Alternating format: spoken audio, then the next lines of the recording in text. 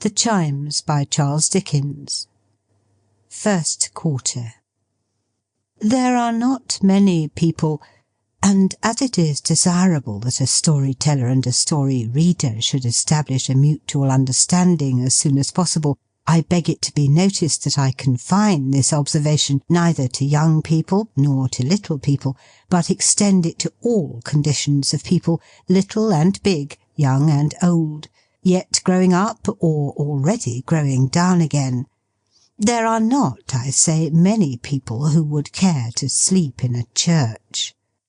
I don't mean at sermon time in warm weather, when the thing has actually been done once or twice, but in the night and alone. A great multitude of persons will be violently astonished, I know, by this position in the broad, bold day, but it applies to night. It must be argued by night, and I will undertake to maintain it successfully on any gusty winter's night appointed for the purpose, with any one opponent chosen from the rest, who will meet me singly in an old churchyard, before an old church door, and will previously empower me to lock him in, if needful to his satisfaction, until morning.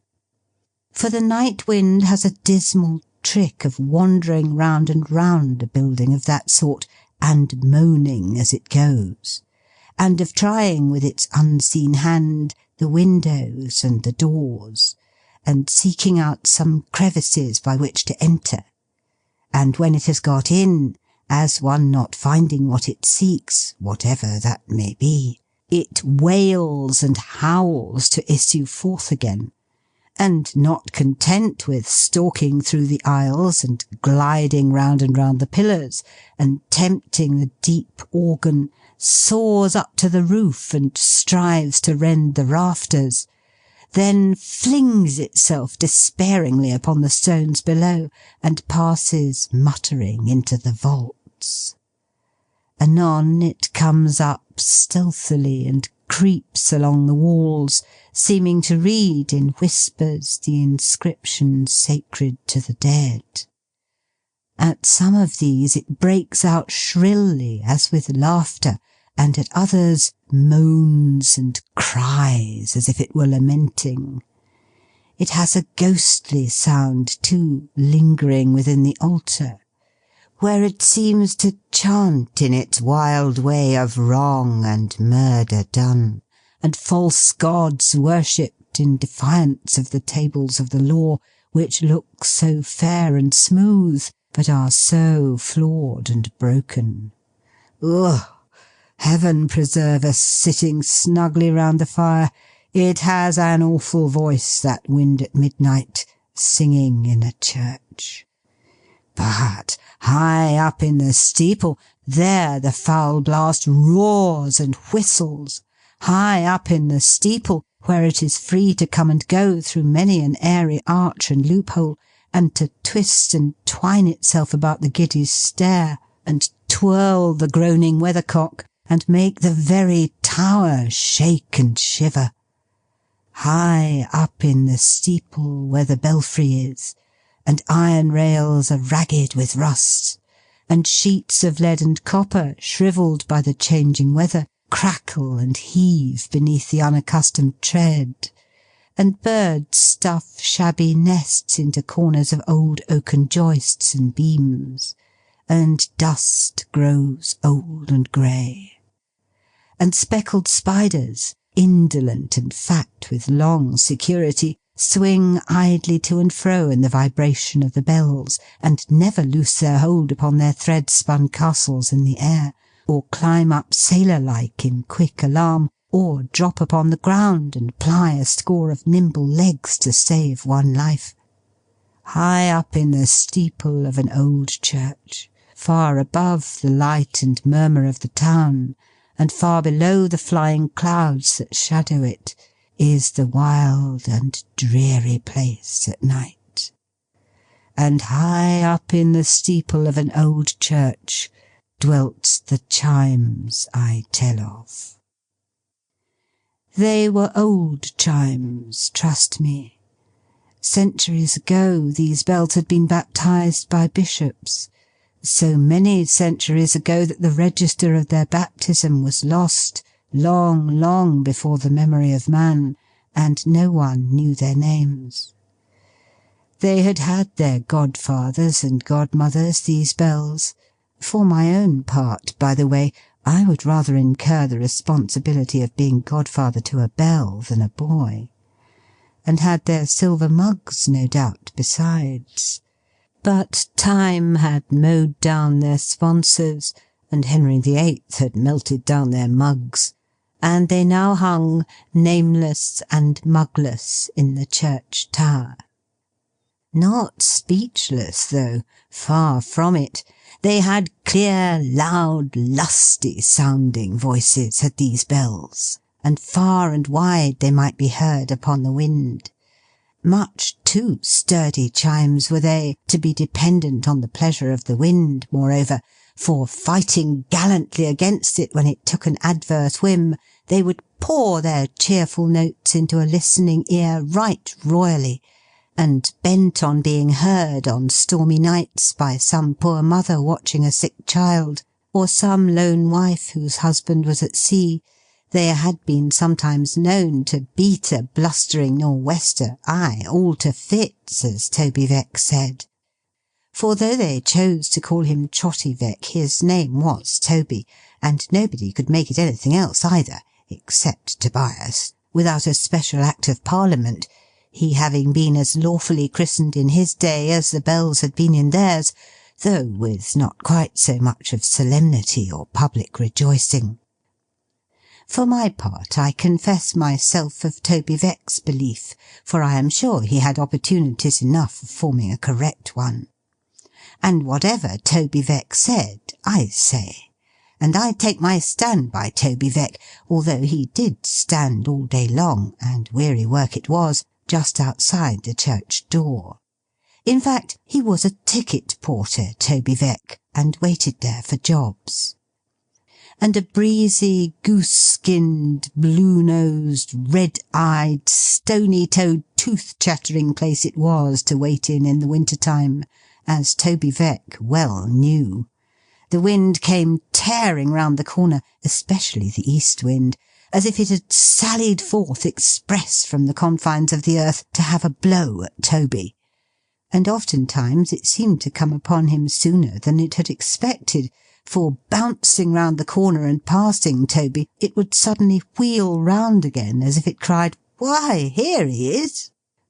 Incontinently his little white apron would be caught up over his head, like a naughty boy's garments, and his feeble little cane would be seen to wrestle and struggle unavailingly in his hand, and his legs would undergo tremendous agitation, and Toby himself, all aslant, and facing now in this direction, now in that, would be so banged and buffeted, and so touzled, and worried, and hustled, and lifted off his feet, as to render it a state of things but 1 degree removed from a positive miracle that he wasn't carried up bodily into the air as a colony of frogs or snails, or other very portable creatures sometimes are, and rained down again, to the great astonishment of the natives, on some strange corner of the world where ticket porters are unknown.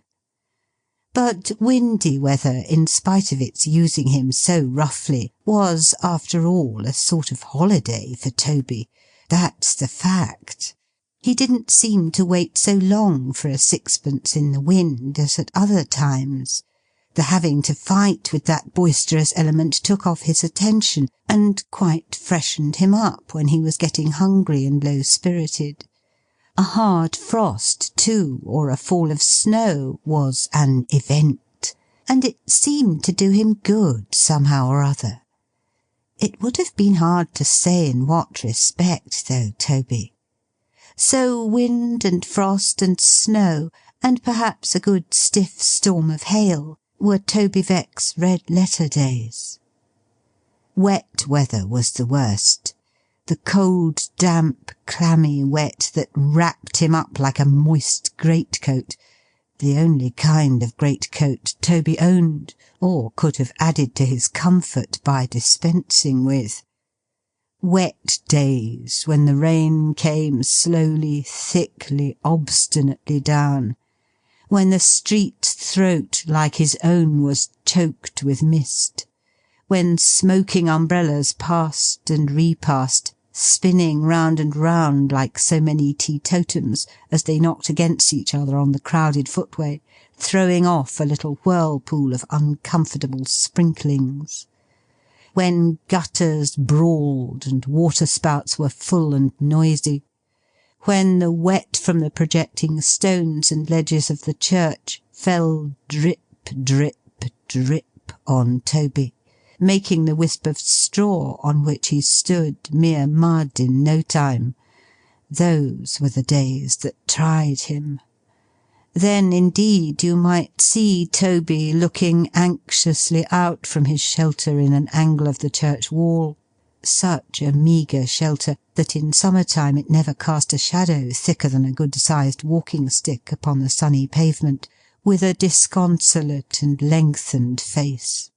But coming out a minute afterwards to warm himself by exercise, and trotting up and down some dozen times, he would brighten even then, and go back more brightly to his niche.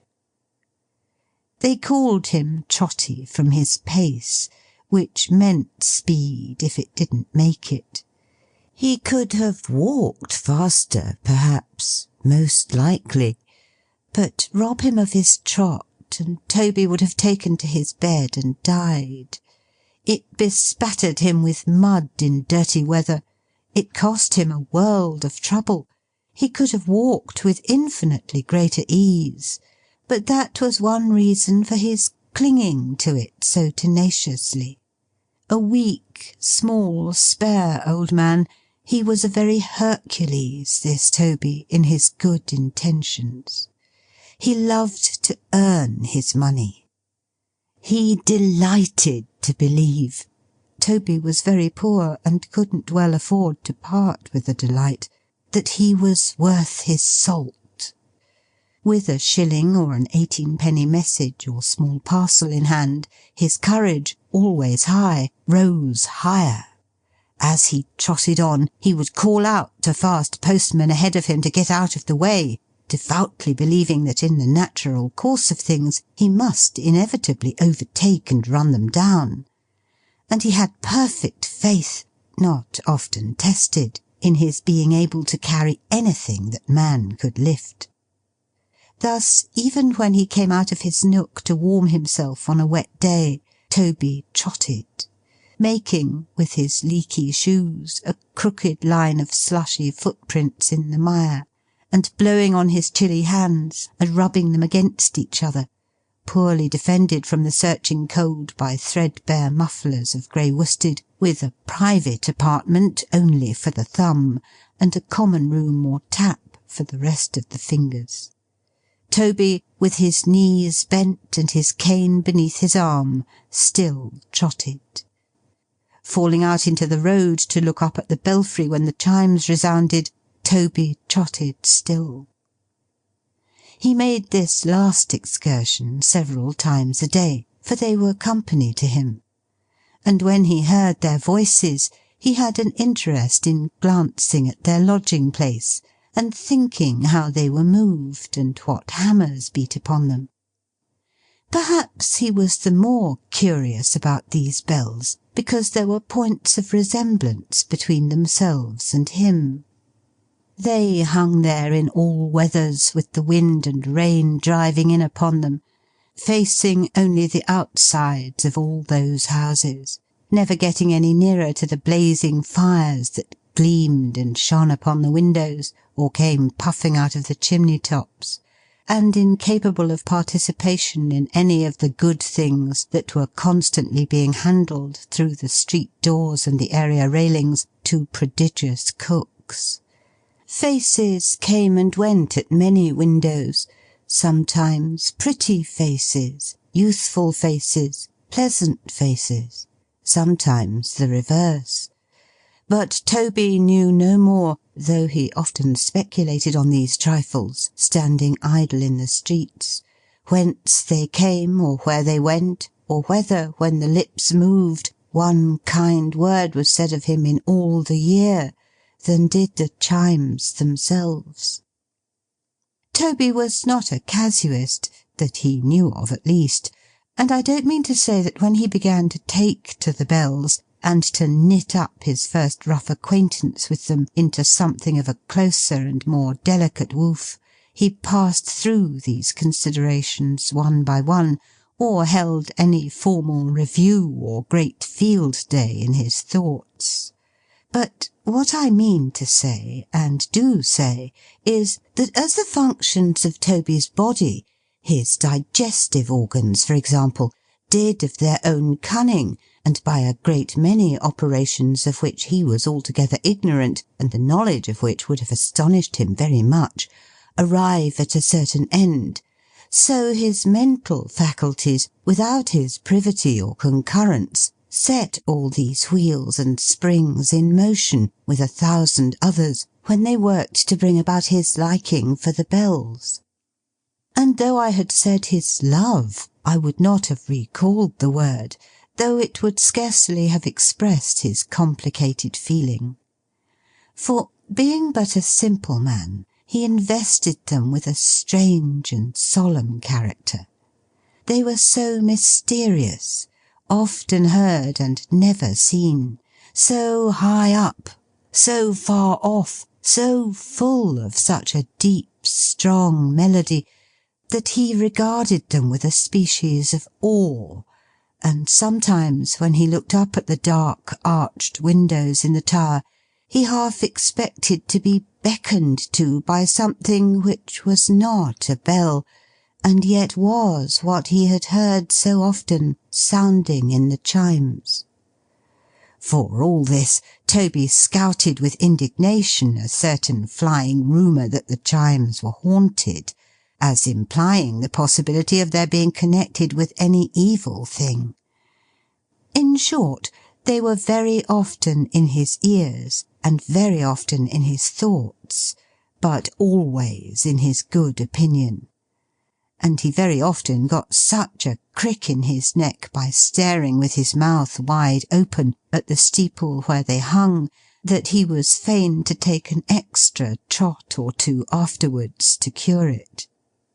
The very thing he was in the act of doing one cold day, when the last drowsy sound of 12 o'clock, just struck, was humming like a melodious monster of a bee, and not by any means a busy bee, all through the steeple. "Dinner time, eh?" said Toby, trotting up and down before the church. Ah!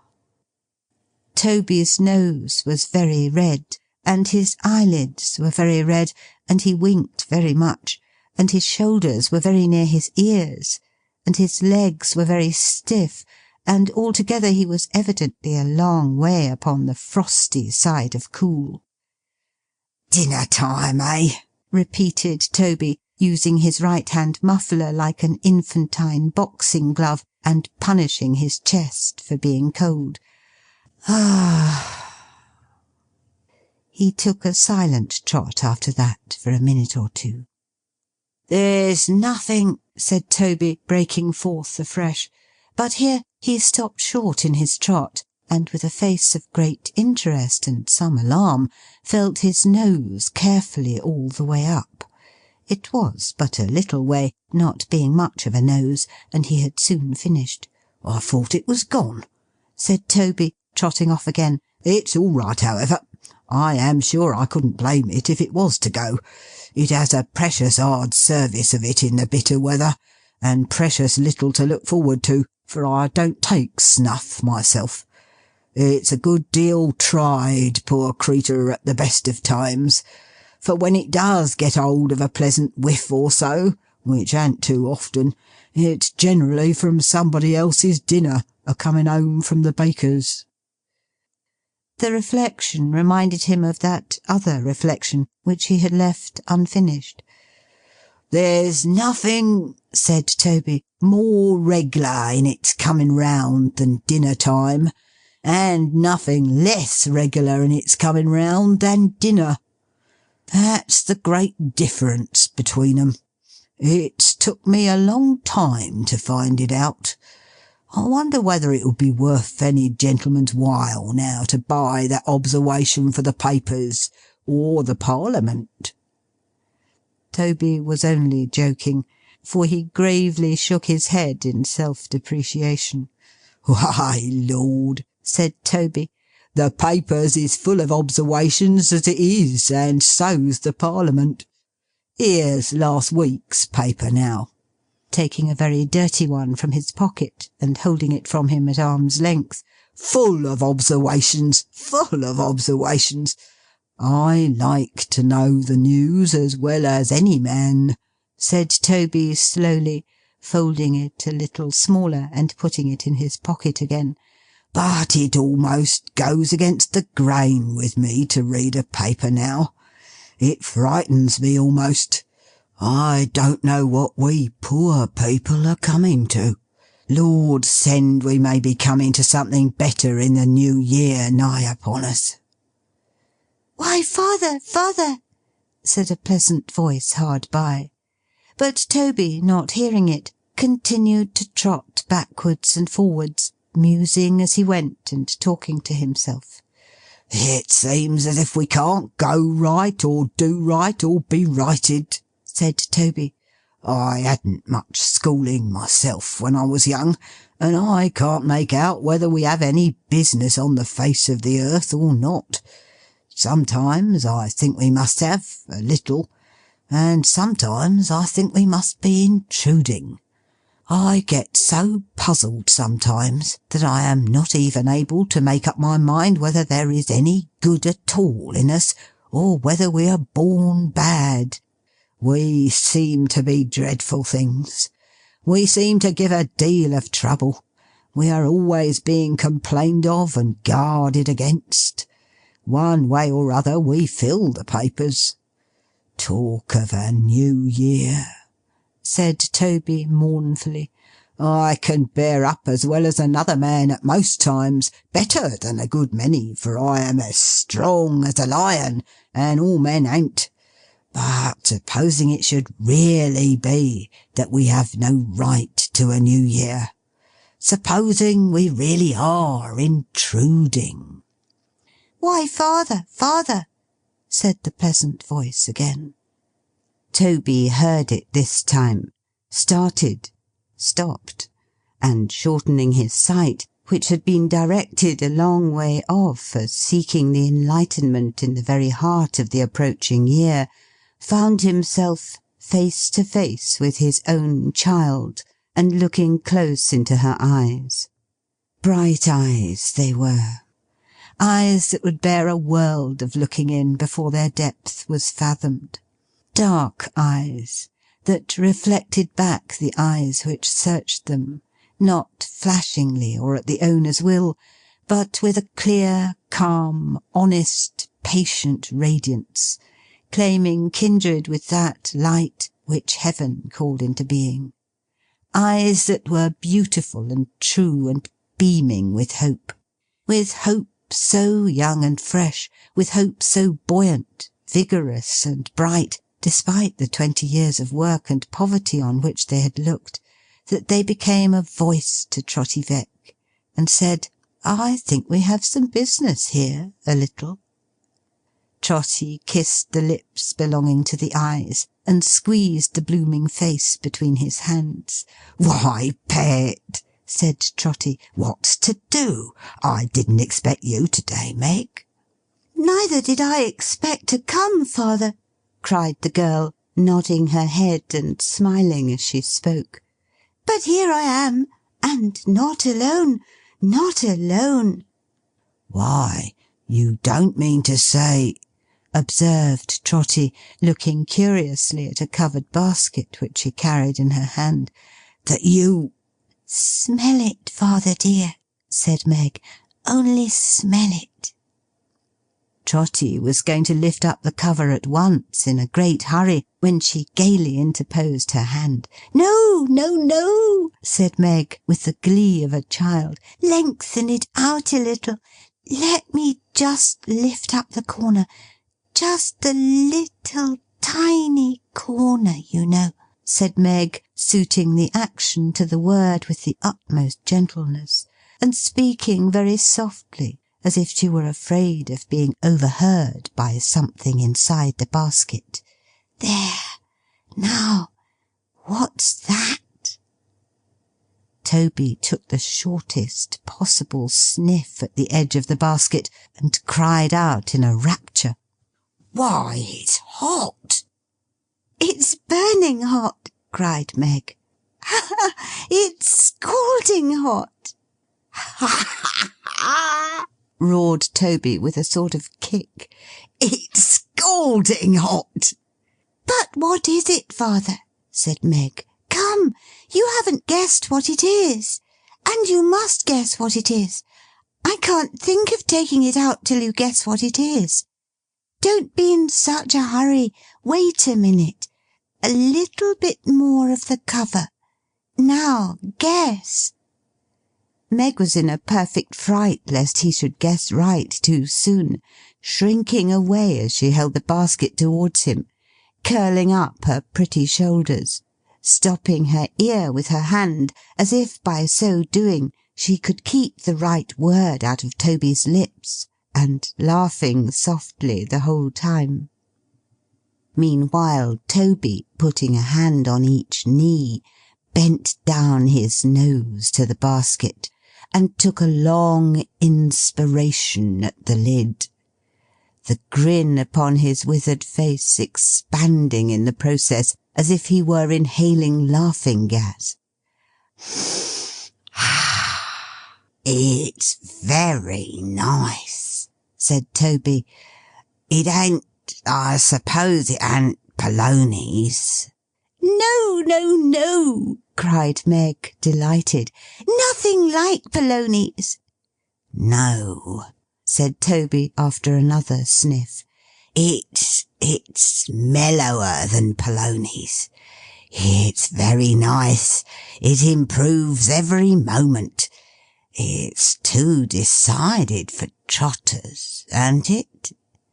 Meg was in an ecstasy. He could not have gone wider of the mark than trotters, except polonies. "Liver?" said Toby, communing with himself. "No, there's a mildness about it that don't answer to liver. Pettitoes? Nah, it ain't faint enough for pettitoes. It wants the stringiness of cocks' heads, and I know it ain't sausages. I'll tell you what it is, it's chitterlings." "No, it ain't!" cried Meg in a burst of delight. "No, it ain't!" "Why, what am I a-thinking of?" said Toby, suddenly recovering a position as near the perpendicular as it was possible for him to assume. "I shall forget my own name next. It's tripe."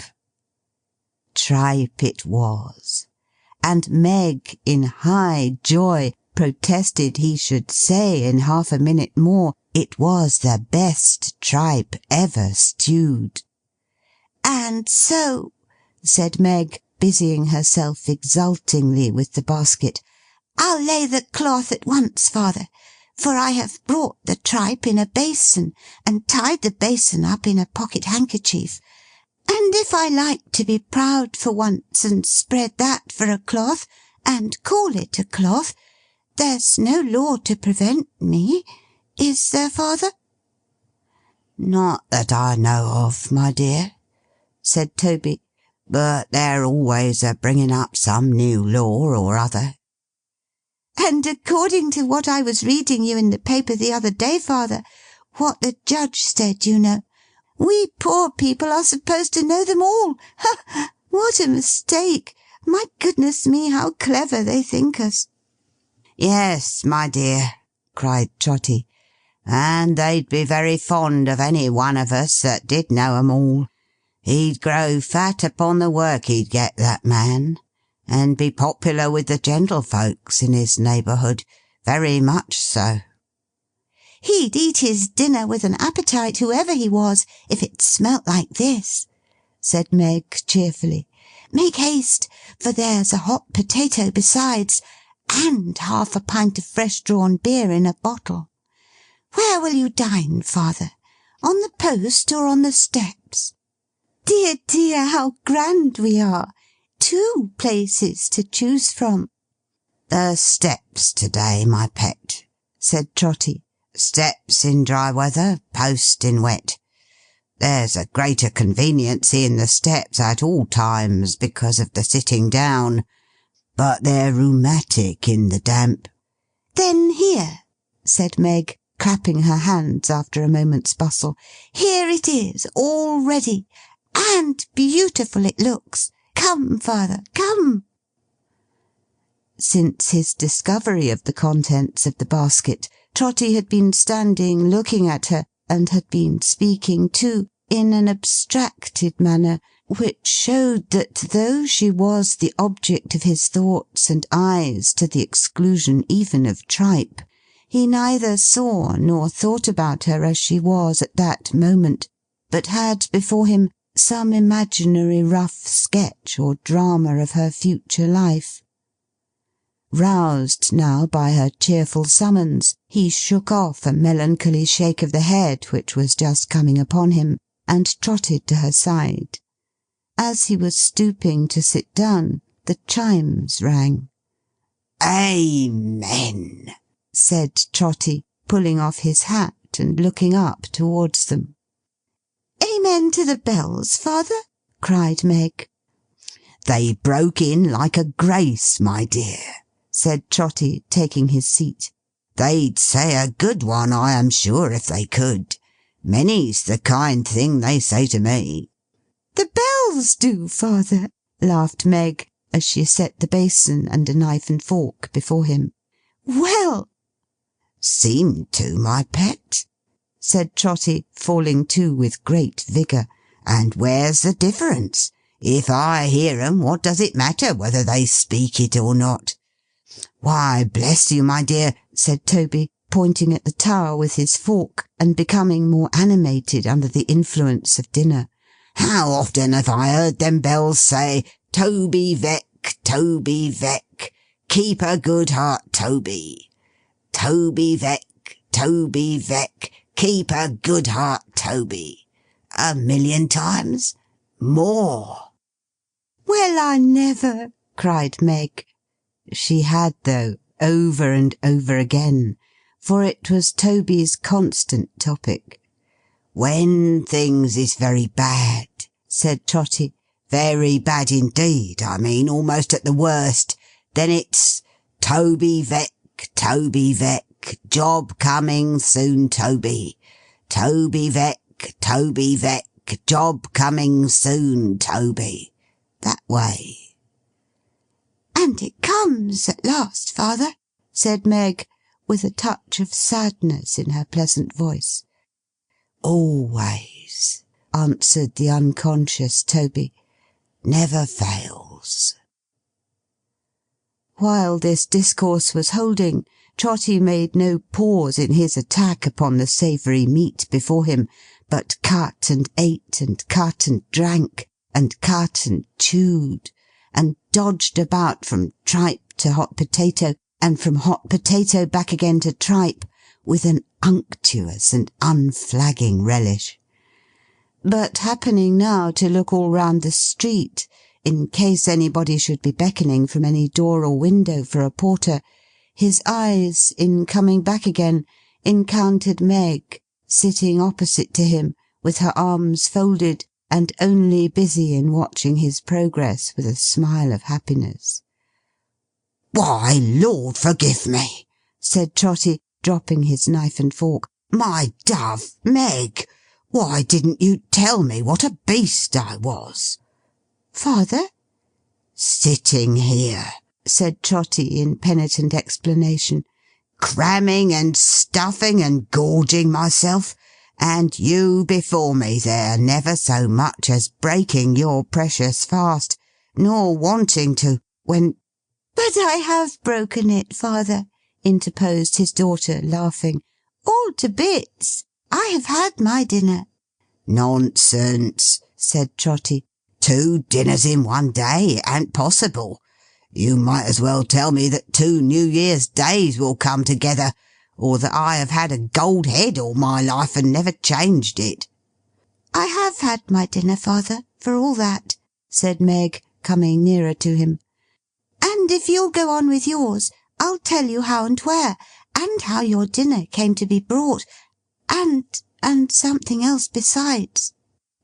Toby still appeared incredulous, but she looked into his face with her clear eyes, and, laying her hand upon his shoulder, motioned him to go on while the meat was hot. So Trotty took up his knife and fork again, and went to work, but much more slowly than before, and shaking his head as if he were not at all pleased with himself. "I had my dinner, father," said Meg, after a little hesitation, with Richard. His dinner time was early, and as he brought his dinner with him when he came to see me, we had it together, father." Trotty took a little beer, and smacked his lips. Then he said, "Oh," because she waited. "And Richard says, father," Meg resumed, then stopped. "What does Richard say, Meg?" asked Toby. "Richard says, father—" Another stoppage. "Richard's a long time saying it," said Toby. "He says then, father," Meg continued, lifting up her eyes at last, and speaking in a tremble, but quite plainly, "another year is nearly gone, and where is the use of waiting on from year to year, when it is so unlikely we shall ever be better off than we are now? He says we are poor now, father, and we shall be poor then, but we are young now, and years will make us old before we know it. He says that if we wait, people in our condition, until we see our way quite clearly, the way will be a narrow one indeed. The common way. The grave, father." A bolder man than Trotty Veck must needs have drawn upon his boldness largely to deny it. Trotty held his peace. "And how hard, father, to grow old and die, and think we might have cheered and helped each other. How hard in all our lives to love each other, and to grieve apart, to see each other working, changing, growing old and grey. Even if I got the better of it, and forgot him, which I never could. Oh, father dear, how hard to have a heart so full as mine is now, and live to have it slowly drained out every drop, without the recollection of one happy moment of a woman's life, to stay behind and comfort me, and make me better." Trotty sat quite still. Meg dried her eyes, and said more gaily, that is to say, with here a laugh and there a sob, and here a laugh and sob together, "So Richard says, father, as his work was yesterday made certain for some time to come, and as I love him, and have loved him full 3 years, longer than that if he knew it, will I marry him on New Year's Day, the best and happiest day, he says, in the whole year, and one that is almost sure to bring good fortune with it. It's a short notice, father, isn't it? But I haven't my fortune to be settled, or my wedding dresses to be made like the great ladies, father, have I? And he said so much, and said it in his way, so strong and earnest, and all the time so kind and gentle, that I said I'd come and talk to you, father. And as they paid the money for that work of mine this morning, unexpectedly I am sure, and as you have fared very poorly for a whole week, and as I couldn't help wishing there should be something to make this day a sort of holiday to you, as well as a dear and happy day to me, father, I made a little treat, and brought it to surprise you." "And see how he leaves it cooling on the step," said another voice. It was the voice of this same Richard, who had come upon them unobserved, and stood before the father and daughter, looking down upon them with a face as glowing as the iron on which his stout sledge-hammer daily rung. A handsome, well-made, powerful youngster he was, with eyes that sparkled like the red-hot droppings from a furnace fire, black hair that curled about his swarthy temples rarely, and a smile that bore out Meg's eulogium on his style of conversation. "See how he leaves it cooling on the step," said Richard. "Meg don't know what he likes, not she." Trotty, all action and enthusiasm, immediately reached up his hand to Richard, and was going to address him in great hurry, when the house door opened without any warning, and a footman very nearly put his foot into the tripe. "Out of the vase here, will you? You must always go and be a-setting on our steps, must you? You can't go and give a turn to none of the neighbours, never, can't you? Will you clear the road, or won't you?" Strictly speaking, the last question was irrelevant, as they had already done it. "What's the matter? What's the matter?" said the gentleman for whom the door was opened, coming out of the house at that kind of light, heavy pace, that peculiar compromise between a walk and a jog-trot, with which a gentleman upon the smooth down-hill of life, wearing creaking boots, a watch-chain, and clean linen, may come out of his house, not only without any abatement of his dignity, but with an expression of having important and wealthy engagements elsewhere. "What's the matter? What's the matter?" "You're always a-being begged and prayed upon your bended knees, you are," said the footman with great emphasis to Trotty Veck, "to let our doorsteps be. Why don't you let 'em be? Can't you let 'em be?" "There, that'll do," said the gentleman. "Hallo there, porter!" beckoning with his head to Trotty Veck. "Come here. What's that? Your dinner?" "Yes, sir," said Trotty, leaving it behind him in a corner. "Don't leave it there!" exclaimed the gentleman. "Bring it here, bring it here. So, this is your dinner, is it?"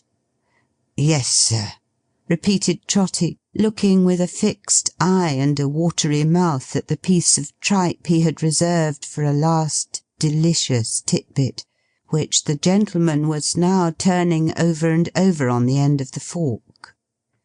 Two other gentlemen had come out with him. One was a low-spirited gentleman of middle age, of a meagre habit and a disconsolate face, who kept his hands continually in the pockets of his scanty pepper and salt trousers, very large and dog's-eared from that custom, and was not particularly well brushed or washed. The other, a full-sized, sleek, well-conditioned gentleman, in a blue coat with bright buttons and a white cravat.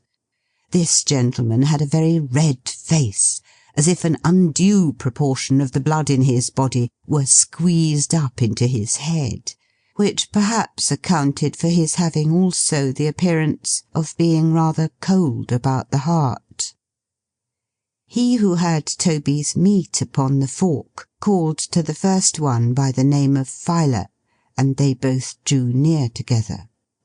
Mr. Filer, being exceedingly short-sighted, was obliged to go so close to the remnant of Toby's dinner before he could make out what it was, that Toby's heart leapt up into his mouth. But Mr. Filer didn't eat it. "This is a description of animal food, Alderman," said Filer, making little punches in it with a pencil case, "commonly known to the labouring population of this country by the name of tripe." The Alderman laughed and winked, for he was a merry fellow, Alderman Cute.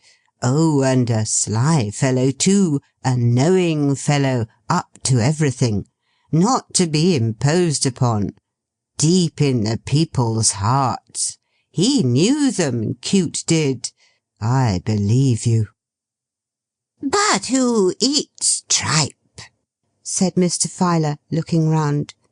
"Tripe is, without an exception, the least economical and the most wasteful article of consumption that the markets of this country can by possibility produce.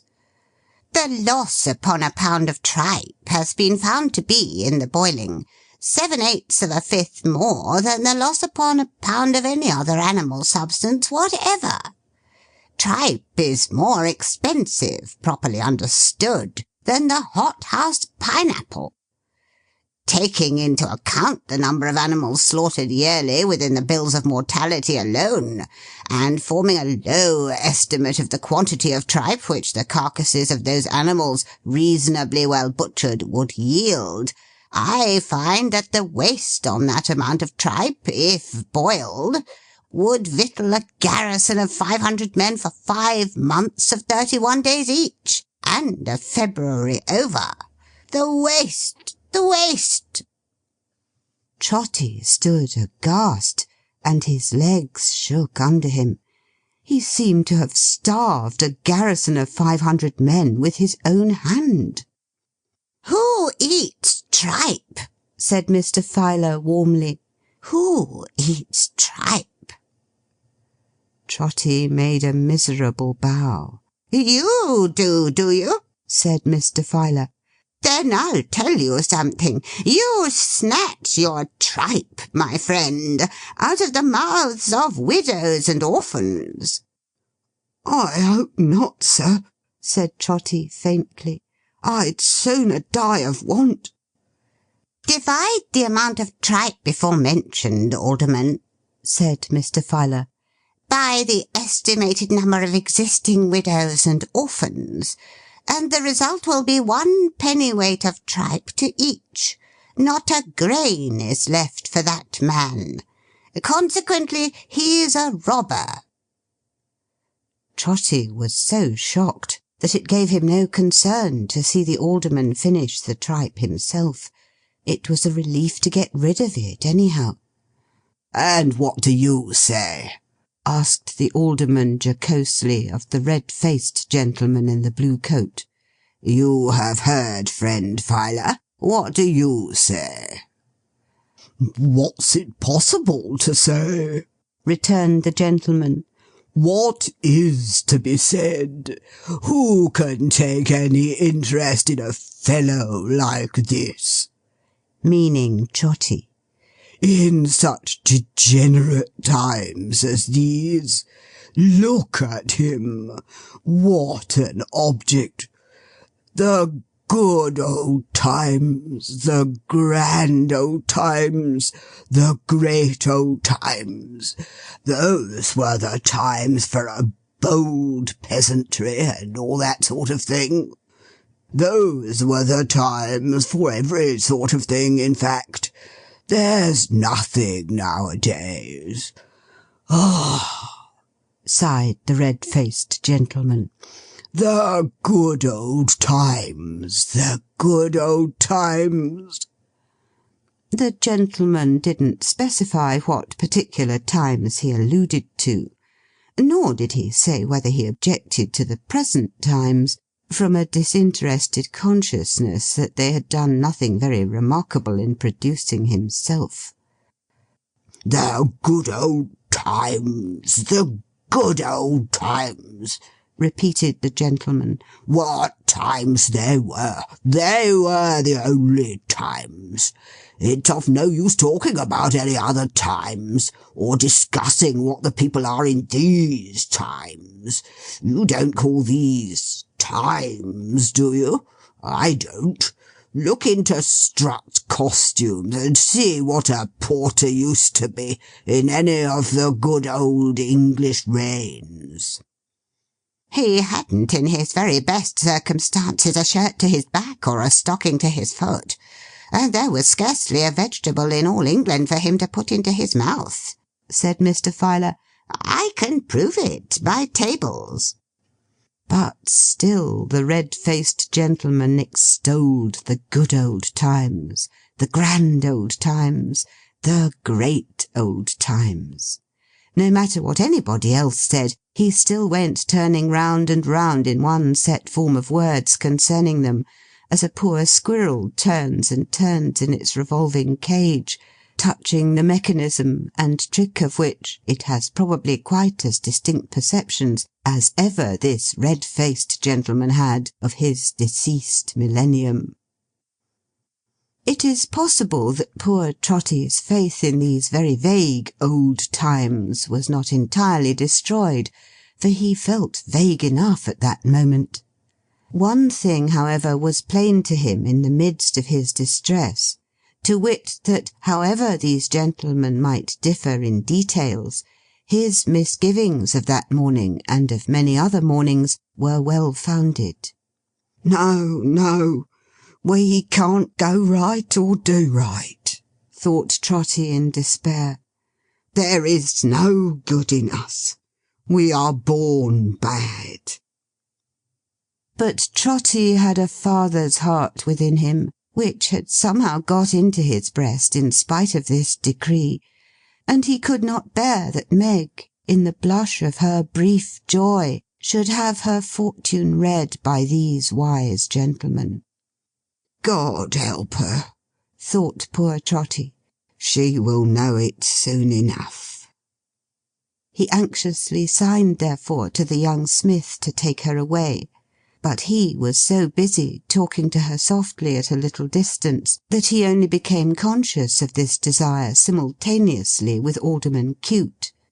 Now the alderman had not yet had his say, but he was a philosopher too, practical though, oh, very practical, and as he had no idea of losing any portion of his audience, he cried, "Stop!" "Now, you know," said the alderman, addressing his two friends with a self-complacent smile upon his face which was habitual to him, "I am a plain man and a practical man, and I go to work in a plain practical way. That's my way. There is not the least mystery or difficulty in dealing with this sort of people if you only understand 'em, and can talk to 'em in their own manner. Now, you, Porter, don't you ever tell me or anybody else, my friend, that you haven't always enough to eat, and of the best, because I know better. I have tasted your tripe, you know, and you can't chaff me.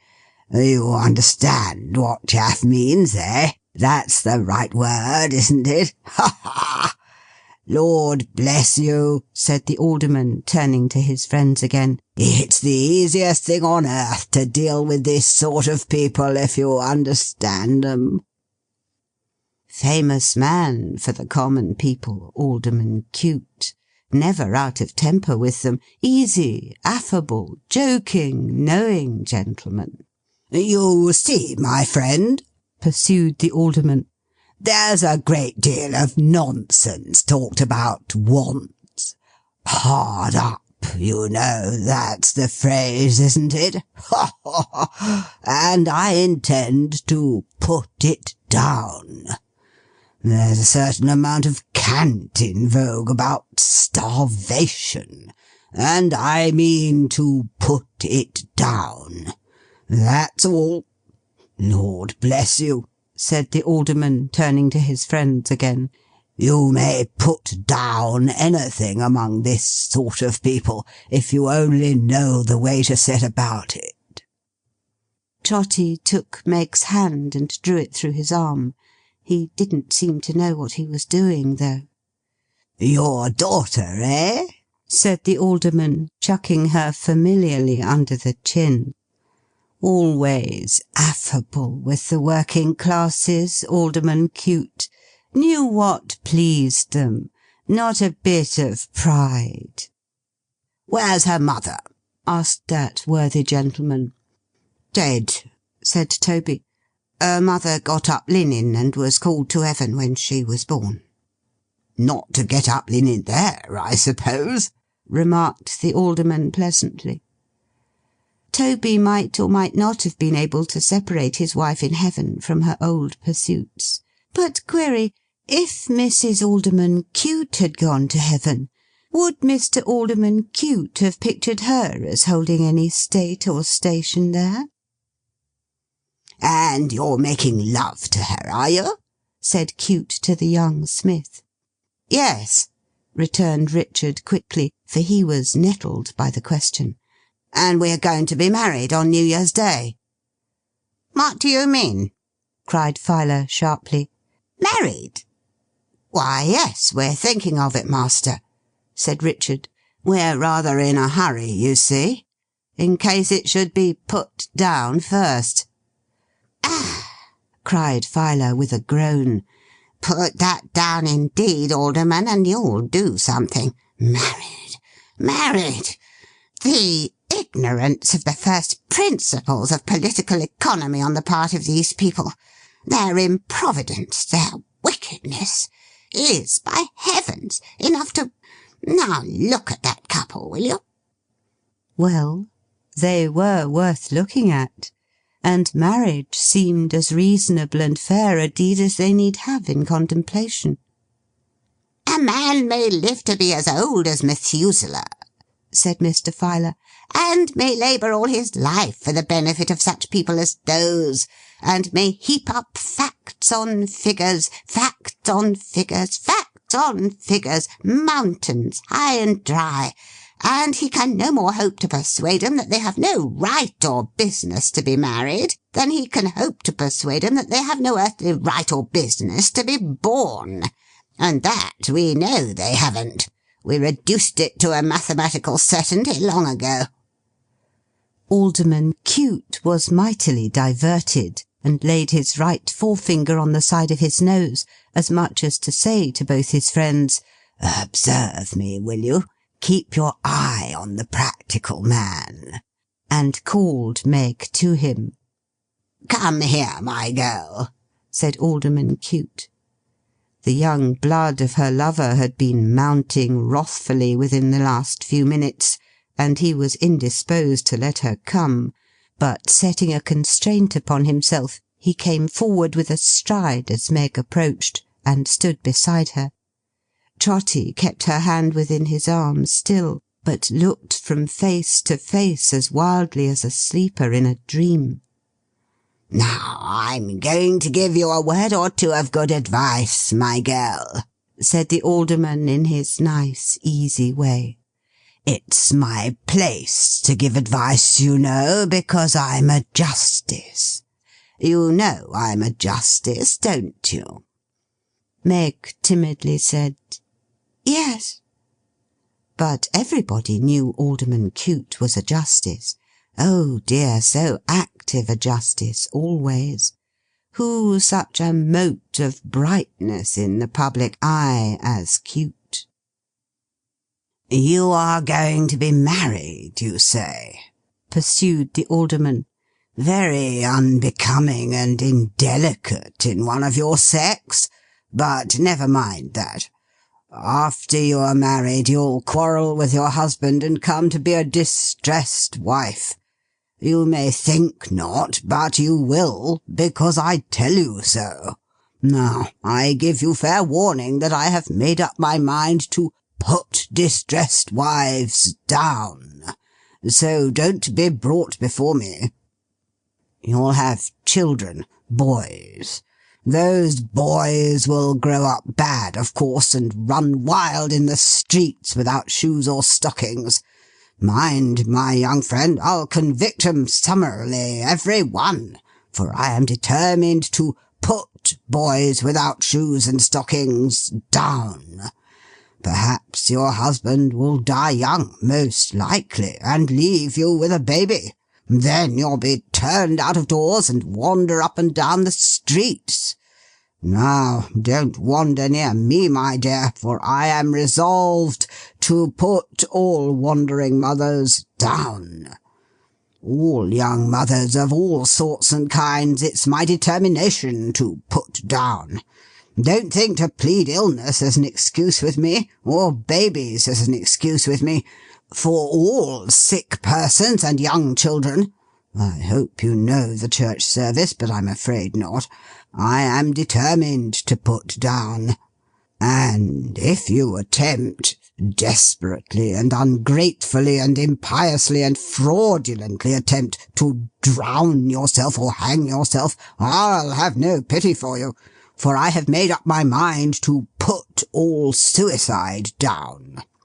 If there is one thing, said the Alderman with his self-satisfied smile, on which I can be said to have made up my mind more than on another, it is to put suicide down. So don't try it on. That's the phrase, isn't it? Ha ha! Now we understand each other. Toby knew not whether to be agonized or glad to see that Meg had turned a deadly white and dropped her lover's hand. And as for you, you dull dog, said the Alderman, turning with even increased cheerfulness and urbanity to the young smith, what are you thinking of being married for? What do you want to be married for, you silly fellow?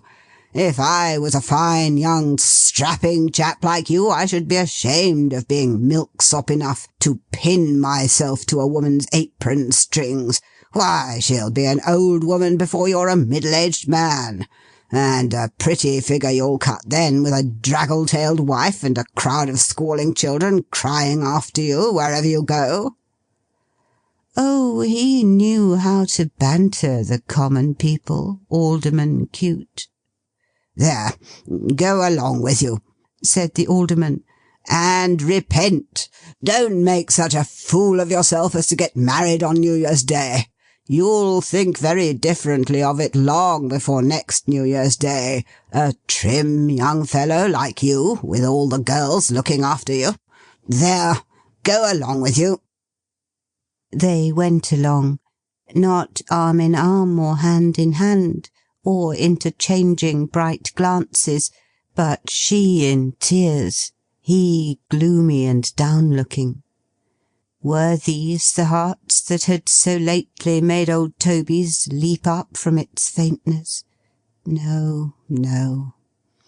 The Alderman, a blessing on his head, had put them down. As you happen to be here, said the Alderman to Toby, you shall carry a letter for me. Can you be quick? You're an old man. Toby, who had been looking after Meg quite stupidly, made shift to murmur out that he was very quick and very strong. How old are you? inquired the Alderman. I'm over 60, sir, said Toby. Oh, this man's a great deal past the average age, you know, cried Mr. Filer, breaking in as if his patience would bear some trying, but this really was carrying matters a little too far. I feel I'm intruding, sir, said Toby. I misdoubted it this morning. Oh, dear me. The Alderman cut him short by giving him the letter from his pocket. Toby would have got a shilling too, but Mr. Filer clearly showing that in that case he would rob a certain given number of persons of 9pence halfpenny apiece, he only got 6pence, and thought himself very well off to get that. Then the Alderman gave an arm to each of his friends and walked off in high feather, but he immediately came hurrying back alone, as if he had forgotten something. Porter, said the Alderman. Sir, said Toby. Take care of that daughter of yours. She's much too handsome. Even her good looks are stolen from somebody or other, I suppose, thought Toby, looking at the 6pence in his hand and thinking of the tripe. She's been and robbed 500 ladies of a bloom apiece, I shouldn't wonder. It's very dreadful. She's much too handsome, my man, repeated the Alderman. The chances are that she'll come to no good, I clearly see. Observe what I say. Take care of her. with which he hurried off again. "Wrong every way, wrong every way," said Trotty, clasping his hands. "Born bad, no business here." The chimes came clashing in upon him as he said the words, full, loud, and sounding, but with no encouragement. No, not a drop. "The tune's changed," cried the old man as he listened. "There's not a word of all that fancy in it. Why should there be? I have no business with the new year, nor with the old one neither. Let me die." Still the bells pealing forth their changes made the very air spin. Put 'em down, put 'em down, good old times, good old times, facts and figures, put 'em down, put 'em down. If they said anything, they said this, until the brain of Toby reeled. He pressed his bewildered head between his hands, as if to keep it from splitting asunder.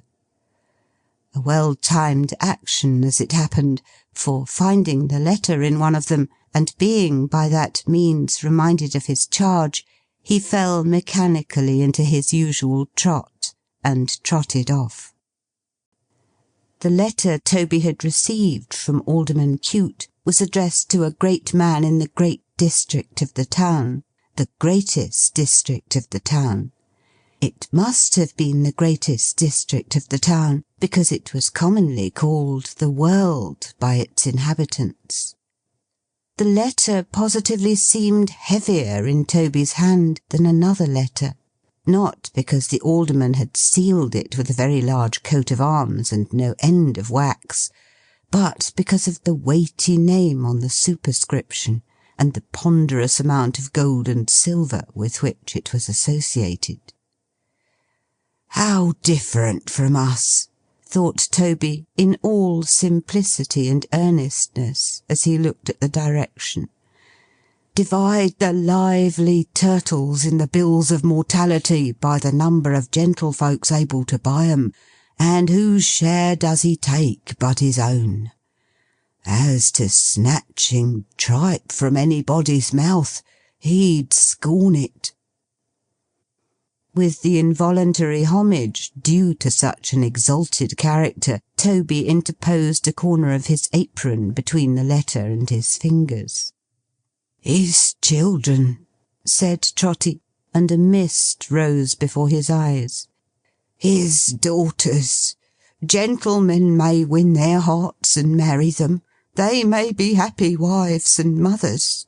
They may be handsome like my darling Meg—" He couldn't finish the name. The final letter swelled in his throat to the size of the whole alphabet. "Never mind," thought Trotty.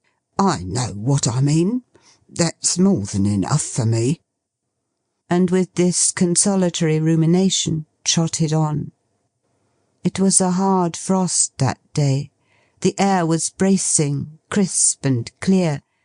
The wintry sun, though powerless for warmth, looked brightly down upon the ice it was too weak to melt, and set a radiant glory there. At other times, Trotty might have learned a poor man's lesson from the wintry sun, but he was past that now. The year was old that day. The patient year had lived through the reproaches and misuses of its slanderers, and faithfully performed its work. Spring, summer, autumn, winter, it had laboured through the destined round, and now laid down its weary head to die.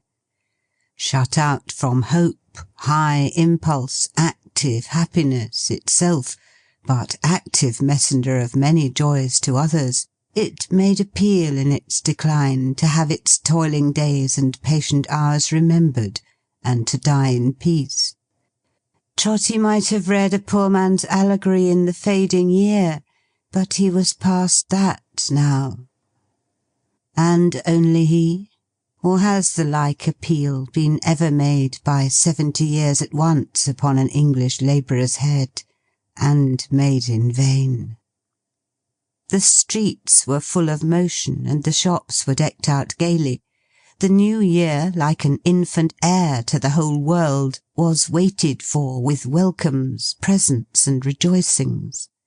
There were books and toys for the New Year, glittering trinkets for the New Year, dresses for the New Year, schemes of fortune for the New Year, new inventions to beguile it. Its life was parcelled out in almanacs and pocket-books. The coming of its moons and stars and tides was known beforehand to the moment. All the workings of its seasons in their days and nights were calculated with as much precision as Mr. Filer could work sums in men and women. The New Year, the New Year, everywhere the New Year. The Old Year was already looked upon as dead, and its effects were selling cheap, like some drowned mariners aboard ship. Its patterns were last year's, and going at a sacrifice before its breath was gone.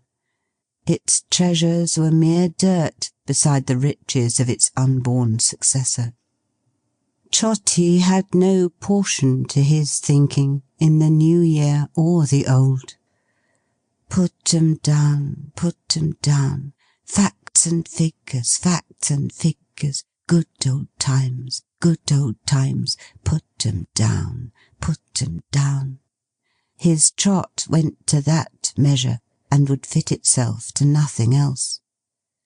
But even that one, melancholy as it was, brought him in due time to the end of his journey, to the mansion of Sir Joseph Bowley, Member of Parliament. The door was opened by a porter. Such a porter! Not of Toby's order. Quite another thing. His place was the ticket, though, not Toby's.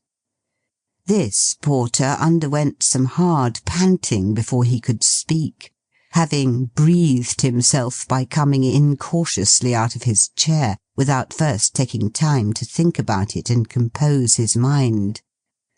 When he had found his voice, which it took him a long time to do, for it was a long way off and hidden under a load of meat, he said in a fat whisper, "Who's it from?"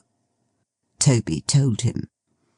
"You're to take it in yourself," said the porter, pointing to a room at the end of a long passage opening from the hall. "Everything goes straight in on this day of the year. You're not a bit too soon, for the carriage is at the door now, and they have only come to town for a couple of hours a purpose." Toby wiped his feet, which were quite dry already, with great care, and took the way pointed out to him, observing as he went that it was an awfully grand house, but hushed and covered up as if the family were in the country. Knocking at the room door, he was told to enter from within, and doing so found himself in a spacious library, where, at a table strewn with files and papers, were a stately lady in a bonnet, and a not very stately gentleman in black, who wrote from her dictation, while another and an older and a much statelier gentleman, whose hat and cane were on the table, walked up and down with one hand in his breast, and looked complacently from time to time at his own picture, a very full length, hanging over the fireplace. "What is this?" said the last named gentleman. "Mr. Fish, will you have the goodness to attend?" Mr. Fish begged pardon, and taking the letter from Toby, handed it with great respect. "From Alderman Cute, Sir Joseph." "Is this all? Have you nothing else, porter?" inquired Sir Joseph. Toby replied in the negative. "You have no bill or demand upon me, My name is Bowley, Sir Joseph Bowley. Of any kind from anybody, have you?" said Sir Joseph. "If you have, present it. There is a cheque-book by the side of Mr. Fish. I allow nothing to be carried into the new year. Every description of account is settled in this house at the close of the old one, so that if death was to cut," suggested Mr. Fish. "To sever, sir," returned Sir Joseph with great asperity, "the cord of existence, my affairs would be found, I hope, in a state of preparation."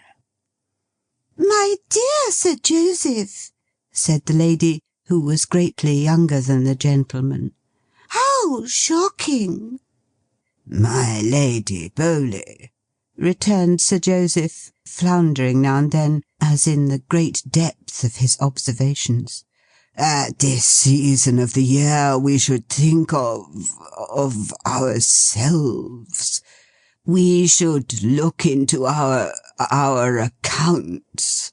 We should feel that every return of so eventful a period in human transactions involves a matter of deep moment between a man and his banker." Sir Joseph delivered these words as if he felt the full morality of what he was saying, and desired that even Trotty should have an opportunity of being improved by such discourse. Possibly he had this end before him in still forbearing to break the seal of the letter, and in telling Trotty to wait where he was a minute. "You were desiring Mr. Fish to say, my lady," observed Sir Joseph. "Mr. Fish has said that, I believe," returned his lady, glancing at the letter. "But upon my word, Sir Joseph, I don't think I can let it go after all. It is so very dear." "What is dear?" inquired Sir Joseph. "That charity, my love. They only allow 2 votes for a subscription of £5. Really monstrous." "My Lady Bowley," returned Sir Joseph, "you surprise me. Is the luxury of feeling in proportion to the number of votes? Or is it, to a rightly constituted mind, in proportion to the number of applicants, and the wholesome state of mind to which their canvassing reduces them? Is there no excitement of the purest kind in having 2 votes to dispose of among 50 people?" "Not to me, I acknowledge," replied the lady. "It bores one. Besides, one can't oblige one's acquaintance. But you are the poor man's friend, you know, Sir Joseph. You think otherwise." "I am the poor man's friend," observed Sir Joseph, glancing at the poor man present. "As such I may be taunted. As such I have been taunted. But I ask no other title." "Bless him for a noble gentleman," thought Trotty. "I don't agree with Cute here, for instance," said Sir Joseph, holding out the letter. "I don't agree with the Filer party. I don't agree with any party. My friend the poor man has no business with anything of that sort, and nothing of that sort has any business with him. My friend the poor man in my district is my business. No man or body of men has any right to interfere between my friend and me. That is the ground I take. I assume a paternal character towards my friend. I say, my good fellow, I will treat you paternally." Toby listened with great gravity, and began to feel more comfortable. "Your only business, my good fellow," pursued Sir Joseph, looking abstractedly at Toby. "Your only business in life is with me. You needn't trouble yourself to think about anything. I will think for you. I know what is good for you. I am your perpetual parent. Such is the dispensation of an all-wise Providence. Now, the design of your creation is not that you should swill and guzzle and associate your enjoyments brutally with food." Toby thought remorsefully of the tripe.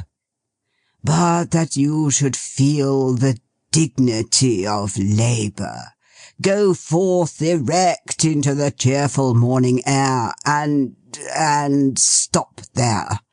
Live hard and temperately. Be respectful. Exercise your self-denial. Bring up your family on next to nothing. Pay your rent as regularly as the clock strikes. Be punctual in your dealings. I set you a good example. You will find Mr. Fish, my confidential secretary, with a cash-box before him at all times. And you may trust to me to be your friend and father." "Nice children indeed, Sir Joseph," said the lady with a shudder. "Rheumatisms and fevers and crooked legs and asthmas and all kinds of horrors." "My lady," returned Sir Joseph with solemnity, "not the less am I the poor man's friend and father. Not the less shall he receive encouragement at my hands. Every quarter day he will be put in communication with Mr. Fish. Every New Year's Day myself and friends will drink his health. Once every year myself and friends will address him with the deepest feeling. Once in his life he may even perhaps receive, in public, in the presence of the gentry, a trifle from a friend. And when upheld no more by these stimulants and the dignity of labour, he sinks into his comfortable grave, then, my lady," here Sir Joseph blew his nose, "I will be a friend and a father, on the same terms, to his children." Toby was greatly moved. "Oh, you have a thankful family, Sir Joseph," cried his wife. "My lady," said Sir Joseph quite majestically, "ingratitude is known to be the sin of that class. I expect no other return." "Ah, born bad," thought Toby. "Nothing melts us." "What man can do, I do," pursued Sir Joseph. "I do my duty as the poor man's friend and father, and I endeavour to educate his mind by inculcating on all occasions the one great moral lesson which that class requires. That is, entire dependence on myself. They have no business whatever with themselves. If wicked and designing persons tell them otherwise, and they become impatient and discontented, and are guilty of insubordinate conduct and black-hearted ingratitude, which is undoubtedly the case, I am their friend and father still. It is so ordained. It is in the nature of things." With that great sentiment he opened the Alderman's letter and read it. "Very polite and attentive, I am sure," exclaimed Sir Joseph. "My lady, The Alderman is so obliging as to remind me that he has had the distinguished honour, he is very good, of meeting me at the house of our mutual friend Deedles the banker, and he does me the favour to inquire whether it will be agreeable to me to have Will Fern put down. "Most agreeable," replied my Lady Bowley. "The worst man among them. He has been committing a robbery, I hope?" "Why, no," said Sir Joseph, referring to the letter. "Not quite. Very near. Not quite. He came up to London, it seems, to look for employment. Trying to better himself, that's his story. And being found at night asleep in a shed, was taken into custody, and carried next morning before the Alderman. The Alderman observes very properly that he is determined to put this sort of thing down, and that if it will be agreeable to me to have Will Fern put down, he will be happy to begin with him." "Let him be made an example of, by all means," returned the lady. "Last winter, when I introduced pinking and eyelet-holing among the men and boys in the village, as a nice evening employment, and had the lines, 'Oh, let us love our occupations, bless the squire and his relations, live upon our daily rations, and always know our proper stations,' set to music on the new system for them to sing the while, this very Fern, I see him now, touched that hat of his, and said, 'I humbly ask your pardon, my lady, but and I something different from a great girl? I expected it, of course. Who can expect anything but insolence and ingratitude from that class of people? That is not to the purpose, however. Sir Joseph, make an example of him." Coughed Sir Joseph. "Mr. Fish, if you'll have the goodness to attend." Mr. Fish immediately seized his pen, and wrote from Sir Joseph's dictation. "Private. My dear Sir, I am very much indebted to you for your courtesy in the matter of the man William Fern, of whom, I regret to add, I can say nothing favourable. I have uniformly considered myself in the light of his friend and father, but have been repaid, a common case, I grieve to say, with ingratitude and constant opposition to my plans. He is a turbulent and rebellious spirit. His character will not bear investigation. Nothing will persuade him to be happy when he might.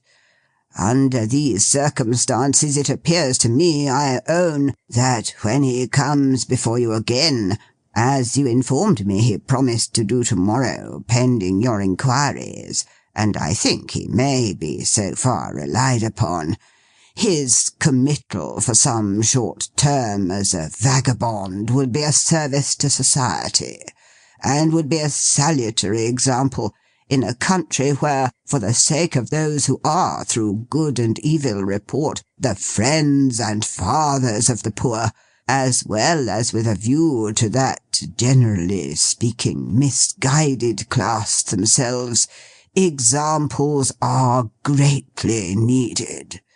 And I am, and so forth." "It appears," remarked Sir Joseph, when he had signed this letter, and Mr. Fish was sealing it, "as if this were ordained, really. At the close of the year I wind up my account, and strike my balance, even with William Fern." Trotty, who had long ago relapsed, and was very low-spirited, stepped forward with a rueful face to take the letter. "With my compliments and thanks," said Sir Joseph. "Stop." "Stop," echoed Mr. Fish. "You have heard, perhaps," said Sir Joseph oracularly, "certain remarks into which I have been led respecting the solemn period of time at which we have arrived, and the duty imposed upon us of settling our affairs and being prepared. You have observed that I don't shelter myself behind my superior standing in society, but that Mr. Fish, that gentleman, has a cheque-book at his elbow, and is in fact here to enable me to turn over a perfectly new leaf, and enter on the epoch before us with a clean account. Now, my friend, can you lay your hand upon your heart and say that you also have made preparations for a new year?" "I am afraid, sir," stammered Trotty, looking meekly at him, "that I am a little behindhand with the world." "Behindhand with the world?" repeated Sir Joseph Bowley in a tone of terrible distinctness. "I am afraid, sir," faltered Trotty, "that there's a matter of 10 or 12 shillings owing to Mrs. Chickenstalker." "To Mrs. Chickenstalker?" repeated Sir Joseph in the same tone as before. "A shop, sir," exclaimed Toby, "in the general line. Also a little money on account of rent. A very little, sir. It oughtn't to be owing, I know, but we have been hard put to it indeed." Sir Joseph looked at his lady, and at Mr. Fish, and at Trotty, one after another, twice all round. He then made a despondent gesture with both hands at once, as if he gave the thing up altogether. "How a man, even among this improvident and impracticable race, an old man, a man grown grey, can look a new year in the face with his affairs in this condition. How he can lie down on his bed at night and get up again in the morning, and there," he said, turning his back on Trotty, "take the letter, take the letter." "I heartily wish it was otherwise, sir," said Trotty, anxious to excuse himself. "We have been tried very hard." Sir Joseph still repeating, "Take the letter, take the letter," and Mr. Fish not only saying the same thing, but giving additional force to the request by motioning the bearer to the door, he had nothing for it but to make his bow and leave the house. And in the street, poor Trotty pulled his worn old hat down on his head, to hide the grief he felt at getting no hold on the new year anywhere. He didn't even lift his hat to look up at the bell tower when he came to the old church on his return. He halted there a moment from habit, and knew that it was growing dark, and that the steeple rose above him, indistinct and faint, in the murky air. He knew, too, that the chimes would ring immediately, and that they sounded to his fancy, at such a time, like voices in the clouds. But he only made the more haste to deliver the alderman's letter and get out of the way before they began, for he dreaded to hear them tagging friends and fathers to the burden they had wrung out last. Toby discharged himself of his commission, therefore, with all possible speed, and set off trotting homeward. But what with his pace, which was at best an awkward one in the street, and what with his hat, which didn't improve it, he trotted against somebody in less than no time, and was sent staggering out into the road. "I beg your pardon, I'm sure," said Trotty, pulling up his hat in great confusion. and between the hat and the torn lining fixing his head into a kind of beehive. "I hope I haven't hurt you." As to hurting anybody, Toby was not such an absolute Samson, but that he was much more likely to be hurt himself, and indeed he had flown out into the road like a shuttlecock. He had such an opinion of his own strength, however, that he was in real concern for the other party, and said again, "I hope I haven't hurt you." The man against whom he had run, a sun-browned, sinewy, country-looking man, with grizzled hair and a rough chin, stared at him for a moment, as if he suspected him to be in jest. But satisfied of his good faith, he answered, "No, friend, you have not hurt me." "Nor the child, I hope," said Trotty. "Nor the child," returned the man. "I thank you kindly." As he said so, he glanced at a little girl he carried in his arms, asleep, and shading her face with the long end of the poor handkerchief he wore about his throat, went slowly on. The tone in which he said, "I thank you kindly," penetrated Trotty's heart. He was so jaded and footsore, and so soiled with travel, and looked about him so forlorn and strange, that it was a comfort to him to be able to thank any one, no matter for how little. Toby stood gazing after him as he plodded wearily away, with the child's arm clinging round his neck. At the figure in the worn shoes, now the very shade and ghost of shoes, rough leather leggings, common frock, and broad slouched hat, Trotty stood gazing, blind to the whole street, and at the child's arm clinging round its neck.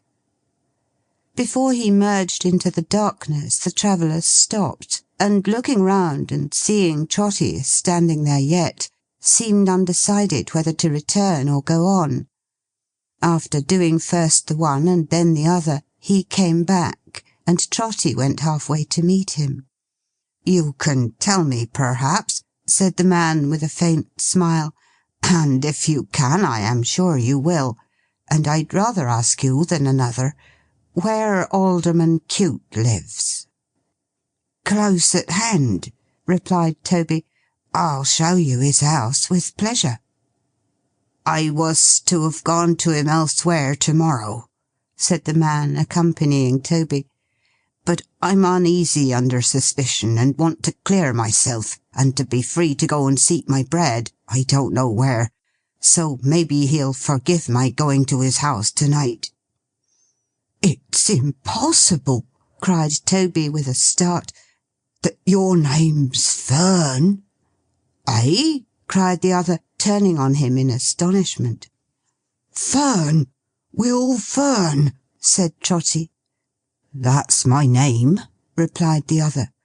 "Why then," said Trotty, seizing him by the arm and looking cautiously round, "for heaven's sake, don't go to him! Don't go to him! He'll put you down as sure as ever you were born. Here, come up this alley, and I'll tell you what I mean. Don't go to him." His new acquaintance looked as if he thought him mad, but he bore him company nevertheless. When they were shrouded from observation, Trotty told him what he knew, and what character he had received, and all about it. The subject of his history listened to it with a calmness that surprised him. He did not contradict or interrupt it once. He nodded his head now and then, more in corroboration of an old and worn-out story, it appeared, than in refutation of it, and once or twice threw back his hat, and passed his freckled hand over a brow, where every furrow he had ploughed seemed to have set its image in little. But he did no more. "It's true enough in the main," he said, "master. I could sift grain from husk here and there, but let it be as 'tis. What odds! I have gone against his plans, to my misfortune. I can't help it. I should do the like to-morrow.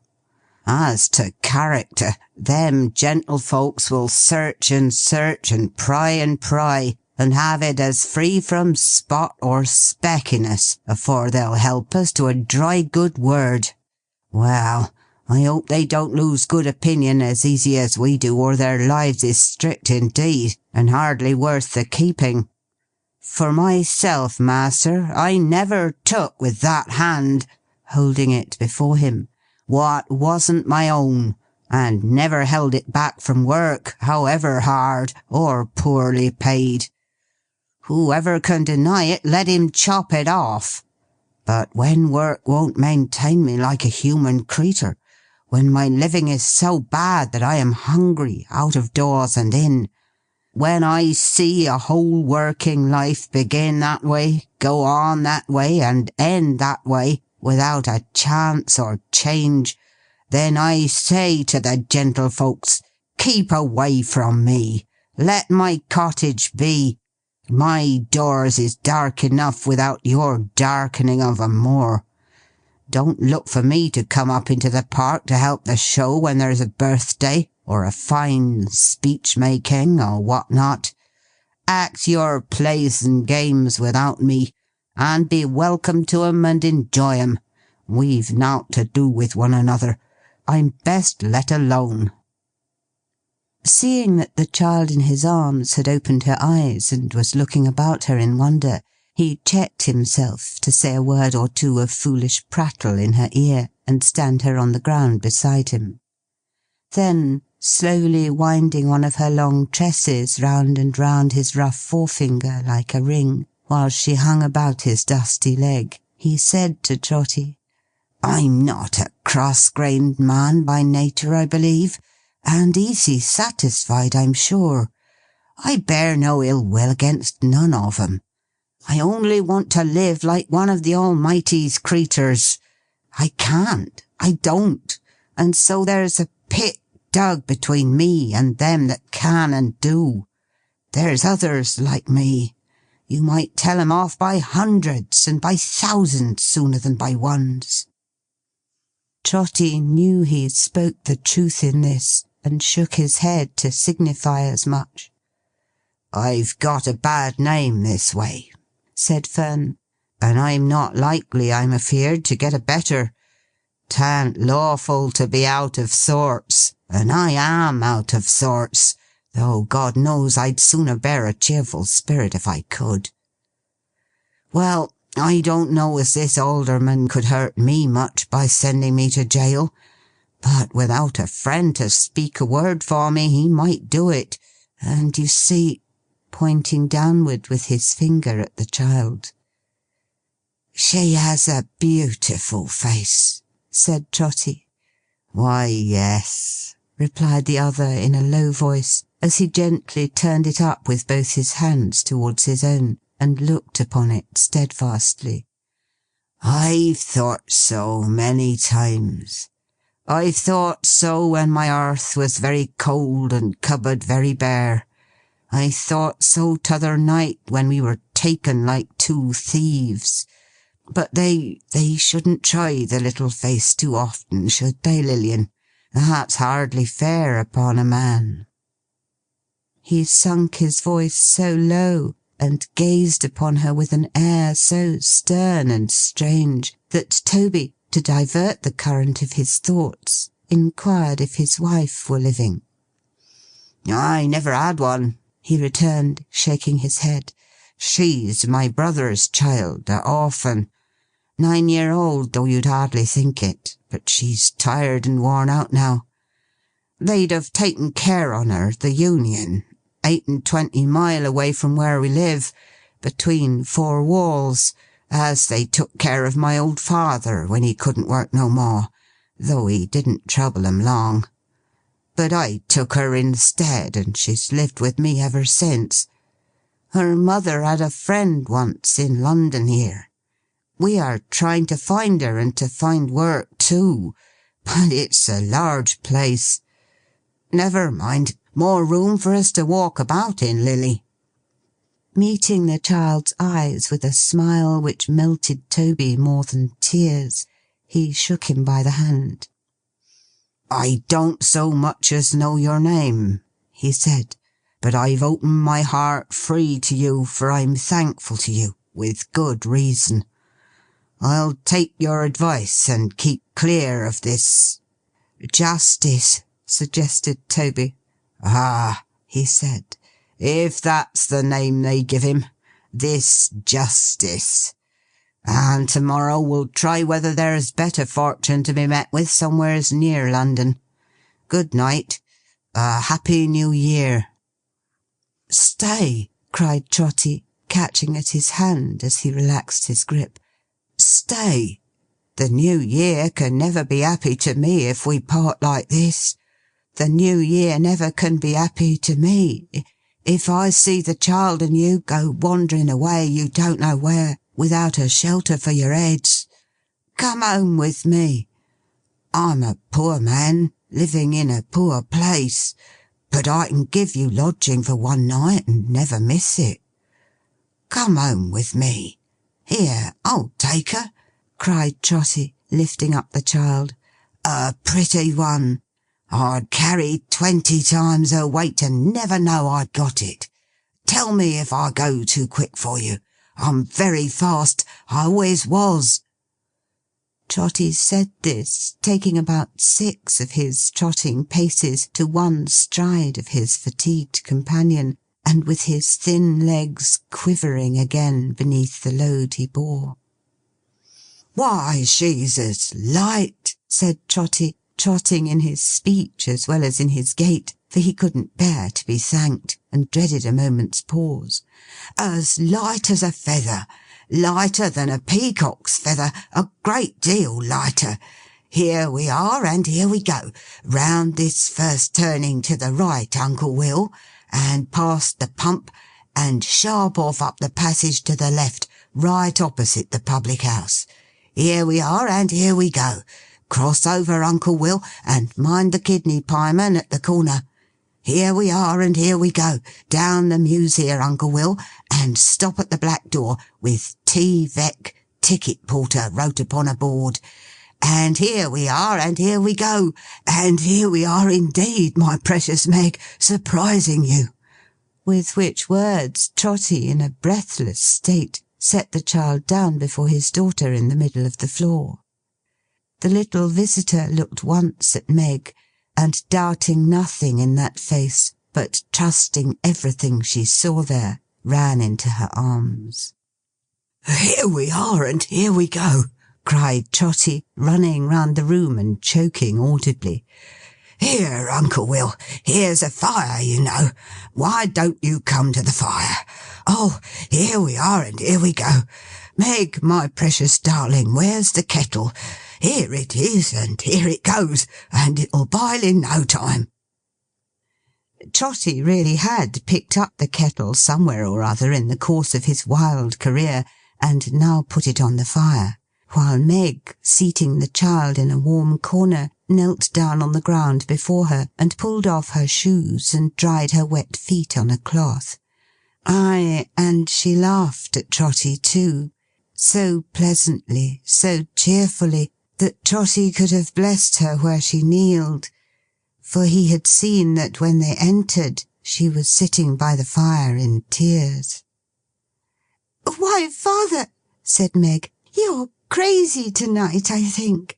I don't know what the bells would say to that. Poor little feet, how cold they are." "Oh, they're warmer now," exclaimed the child. "They're quite warm now." "No, no, no," said Meg. "We haven't rubbed 'em half enough. We're so busy, so busy. And when they're done, we'll brush out the damp hair. And when that's done, we'll bring some colour to the poor pale face, with fresh water. And when that's done, we'll be so gay and brisk and happy."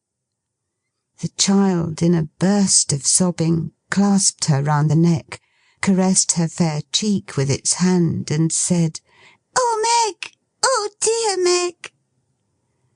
Toby's blessing could have done no more. Who could do more? "Why, father," cried Meg after a pause, "Here I am, and here I go, my dear," said Trotty. "Good gracious me!" cried Meg. "He's crazy! He's put the dear child's bonnet on the kettle, and hung the lid behind the door." "I didn't go for to do it, my love," said Trotty, hastily repairing this mistake. "Meg, my dear." Meg looked towards him, and saw that he had elaborately stationed himself behind the chair of their male visitor, where with many mysterious gestures he was holding up the sixpence he had earned. "I see, my dear," said Trotty, "as I was coming in, half an ounce of tea lying somewhere on the stairs, and I am pretty sure there was a bit of bacon too. As I don't remember where it was exactly, I'll go myself and try to find 'em." With this inscrutable artifice, Toby withdrew to purchase the viands he had spoken of, for ready money, at Mrs. Chickenstalker's, and presently came back, pretending he had not been able to find them at first in the dark. "But here they are at last," said Trotty, setting out the tea things. "All correct. I was pretty sure it was tea and a rasher, so it is. Meg, my pet, if you'll just make the tea, while your unworthy father toasts the bacon, we shall be ready immediate."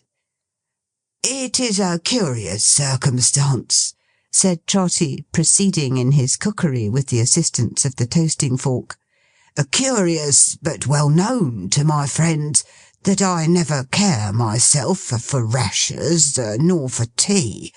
I like to see other people enjoy 'em," said Trotty, speaking very loud to impress the fact upon his guest. "But to me, as food, they're disagreeable." Yet Trotty sniffed the savour of the hissing bacon.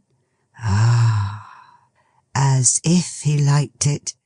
And when he poured the boiling water in the teapot, looked lovingly down into the depths of that snug cauldron, and suffered the fragrant steam to curl about his nose, and wreathe his head and face in a thick cloud.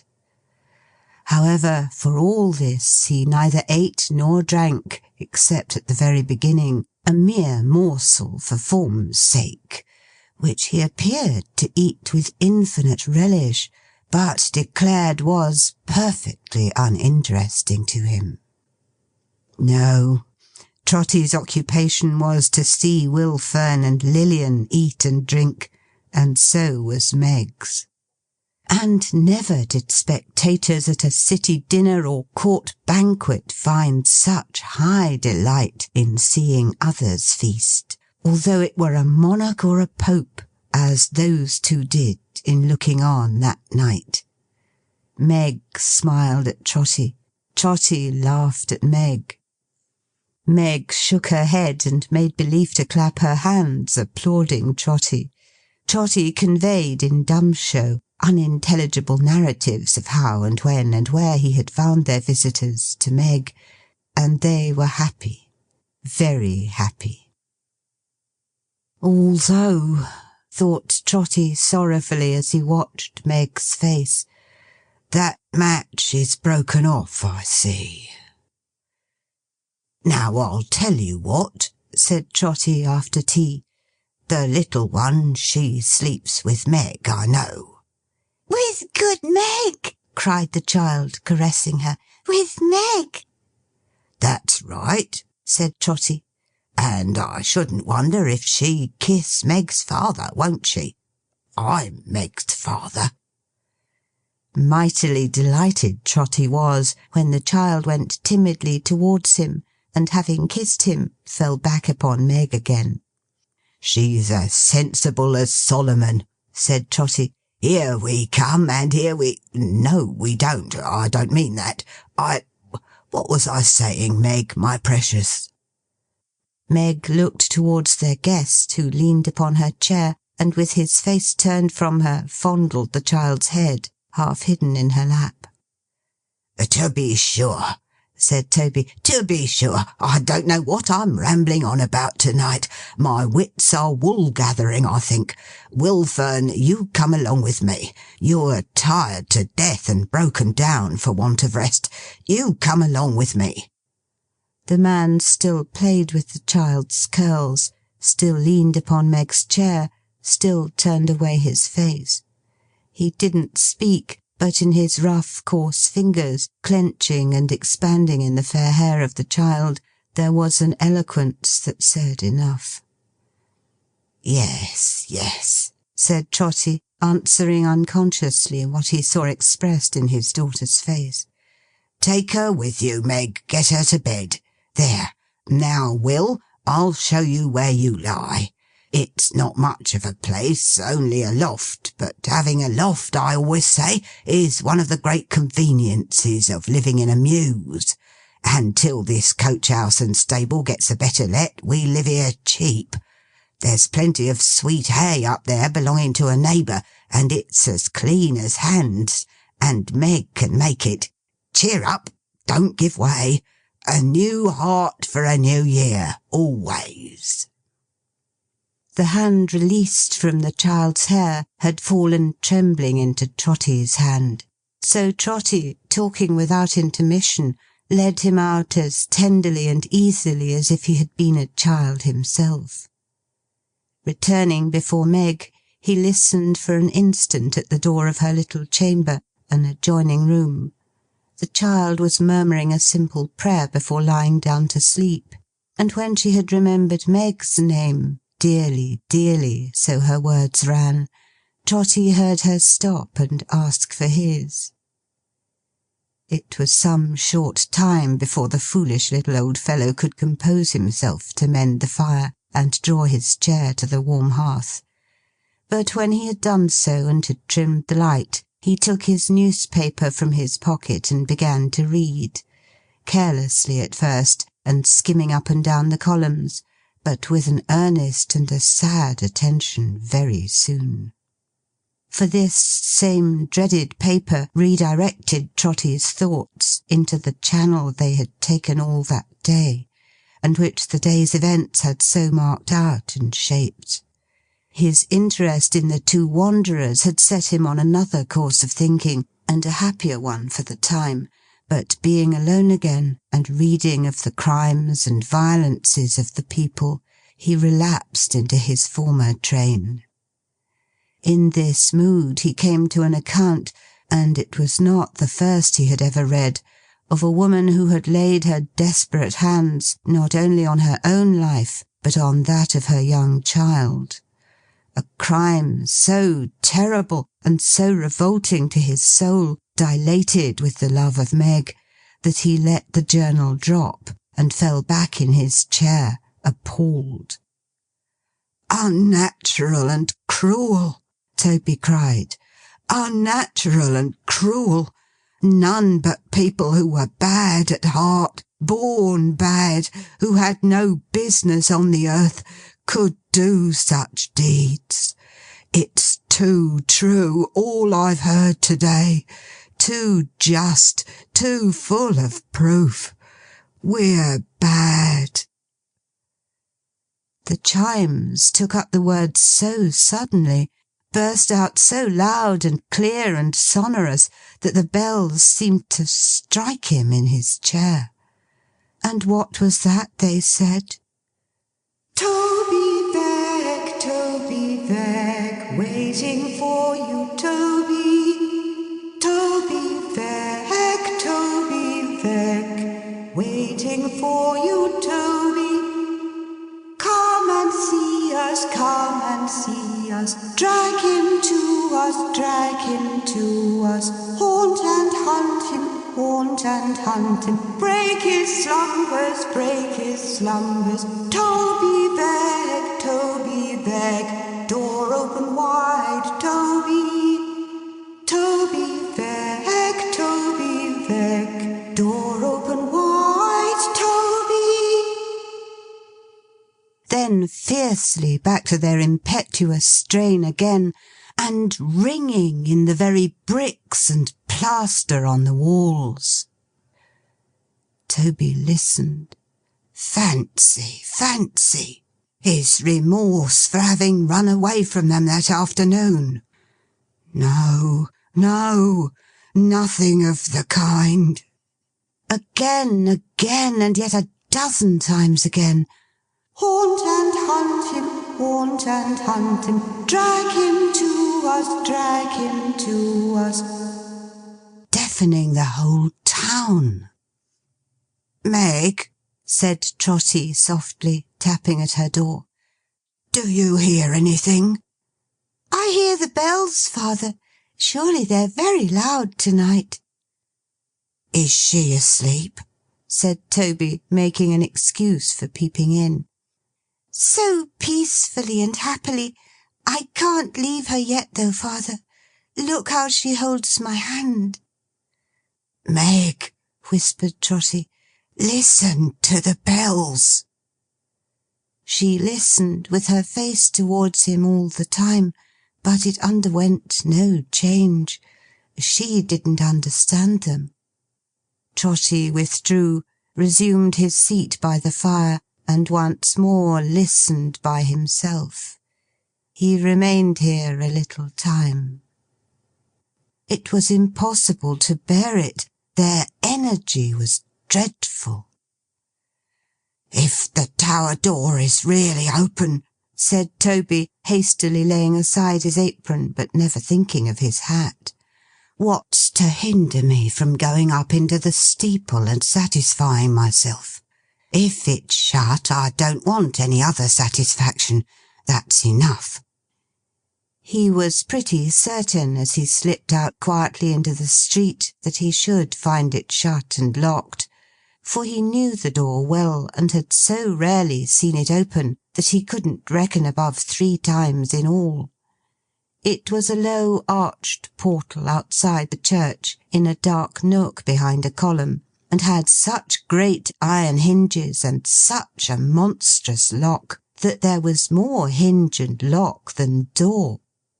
But what was his astonishment, when, coming bareheaded to the church, and putting his hand into this dark nook, with a certain misgiving that it might be unexpectedly seized, and a shivering propensity to draw it back again, he found that the door, which opened outwards, actually stood ajar.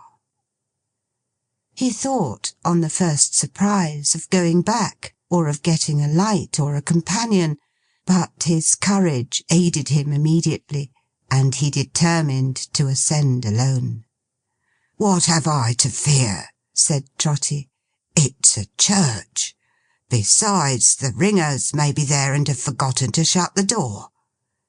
So he went in, feeling his way as he went, like a blind man, for it was very dark, and very quiet, for the chimes were silent.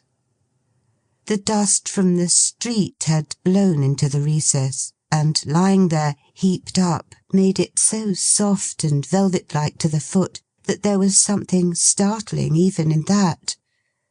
The narrow stair was so close to the door, too, that he stumbled at the very first, and shutting the door upon himself by striking it with his foot, and causing it to rebound back heavily, he couldn't open it again.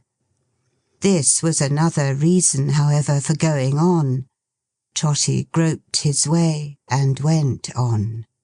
Up, up, up, and round, and up, higher, higher up.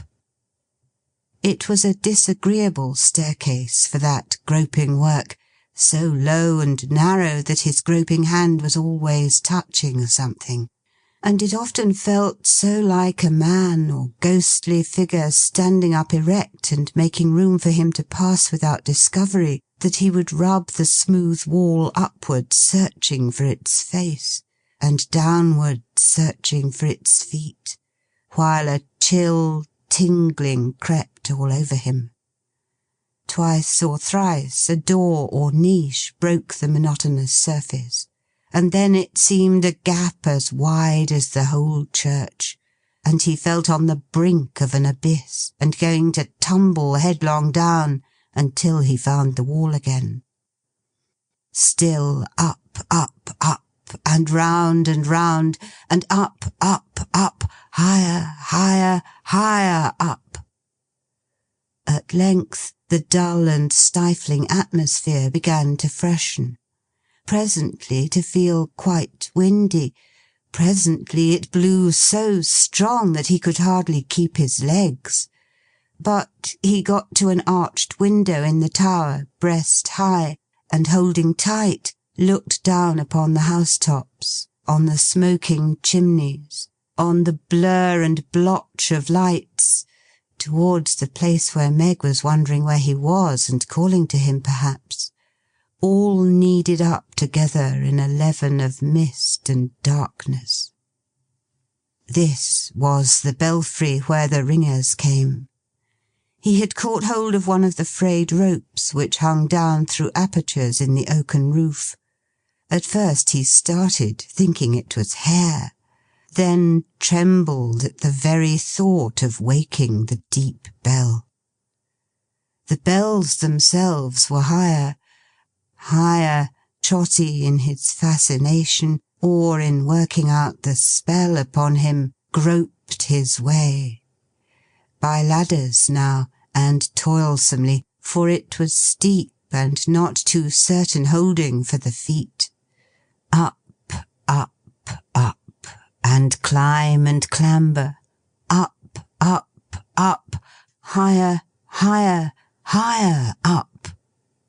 Until, ascending through the floor, and pausing with his head just raised above its beams, he came among the bells. It was barely possible to make out their great shapes in the gloom, but there they were, shadowy and dark and dumb.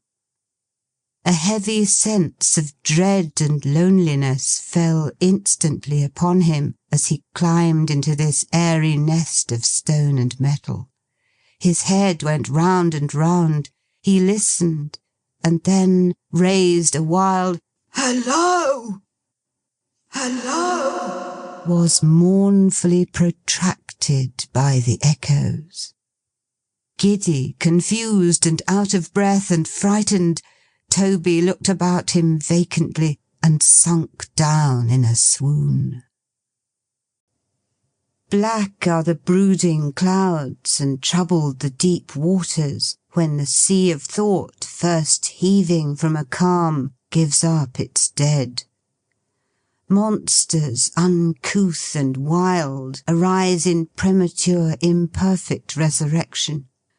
The several parts and shapes of different things are joined and mixed by chance, and when and how and by what wonderful degrees each separates from each, and every sense and object of the mind resumes its usual form and lives again, no man, though every man is every day the casket of this type of the great mystery, can tell. So, when and how the darkness of the night-black steeple changed to shining light, when and how the solitary tower was peopled with a myriad figures, when and how the whispered haunt and hunt him, breathing monotonously through his sleep or swoon, became a voice exclaiming in the waking ears of Trotty, "Break his slumbers!" When and how he ceased to have a sluggish and confused idea that such things were, companioning a host of others that were not, there are no dates or means to tell. But awake and standing on his feet upon the boards where he had lately lain, he saw this goblin sight. He saw the tower, whither his charmed footsteps had brought him, swarming with dwarf phantoms, spirits, elfin creatures of the bells. He saw them leaping, flying, dropping, pouring from the bells without a pause. He saw them round him on the ground, above him in the air, clambering from him by the ropes below, looking down upon him from the massive iron-girded beams. peeping in upon him through the chinks and loopholes in the walls, spreading away and away from him in enlarging circles, as the water ripples give way to a huge stone that suddenly comes plashing in among them. He saw them, of all aspects and all shapes. He saw them ugly, handsome, crippled, exquisitely formed. He saw them young, he saw them old. He saw them kind, he saw them cruel. He saw them merry, he saw them grim. He saw them dance and heard them sing. He saw them tear their hair and heard them howl. He saw the air thick with them. He saw them come and go incessantly. He saw them riding downwards, soaring upward, sailing off afar, perching near at hand, all restless and all violently active. Stone and brick and slate and tile became transparent to him as to them. He saw them in the houses, busy at the sleepers' beds. He saw them soothing people in their dreams.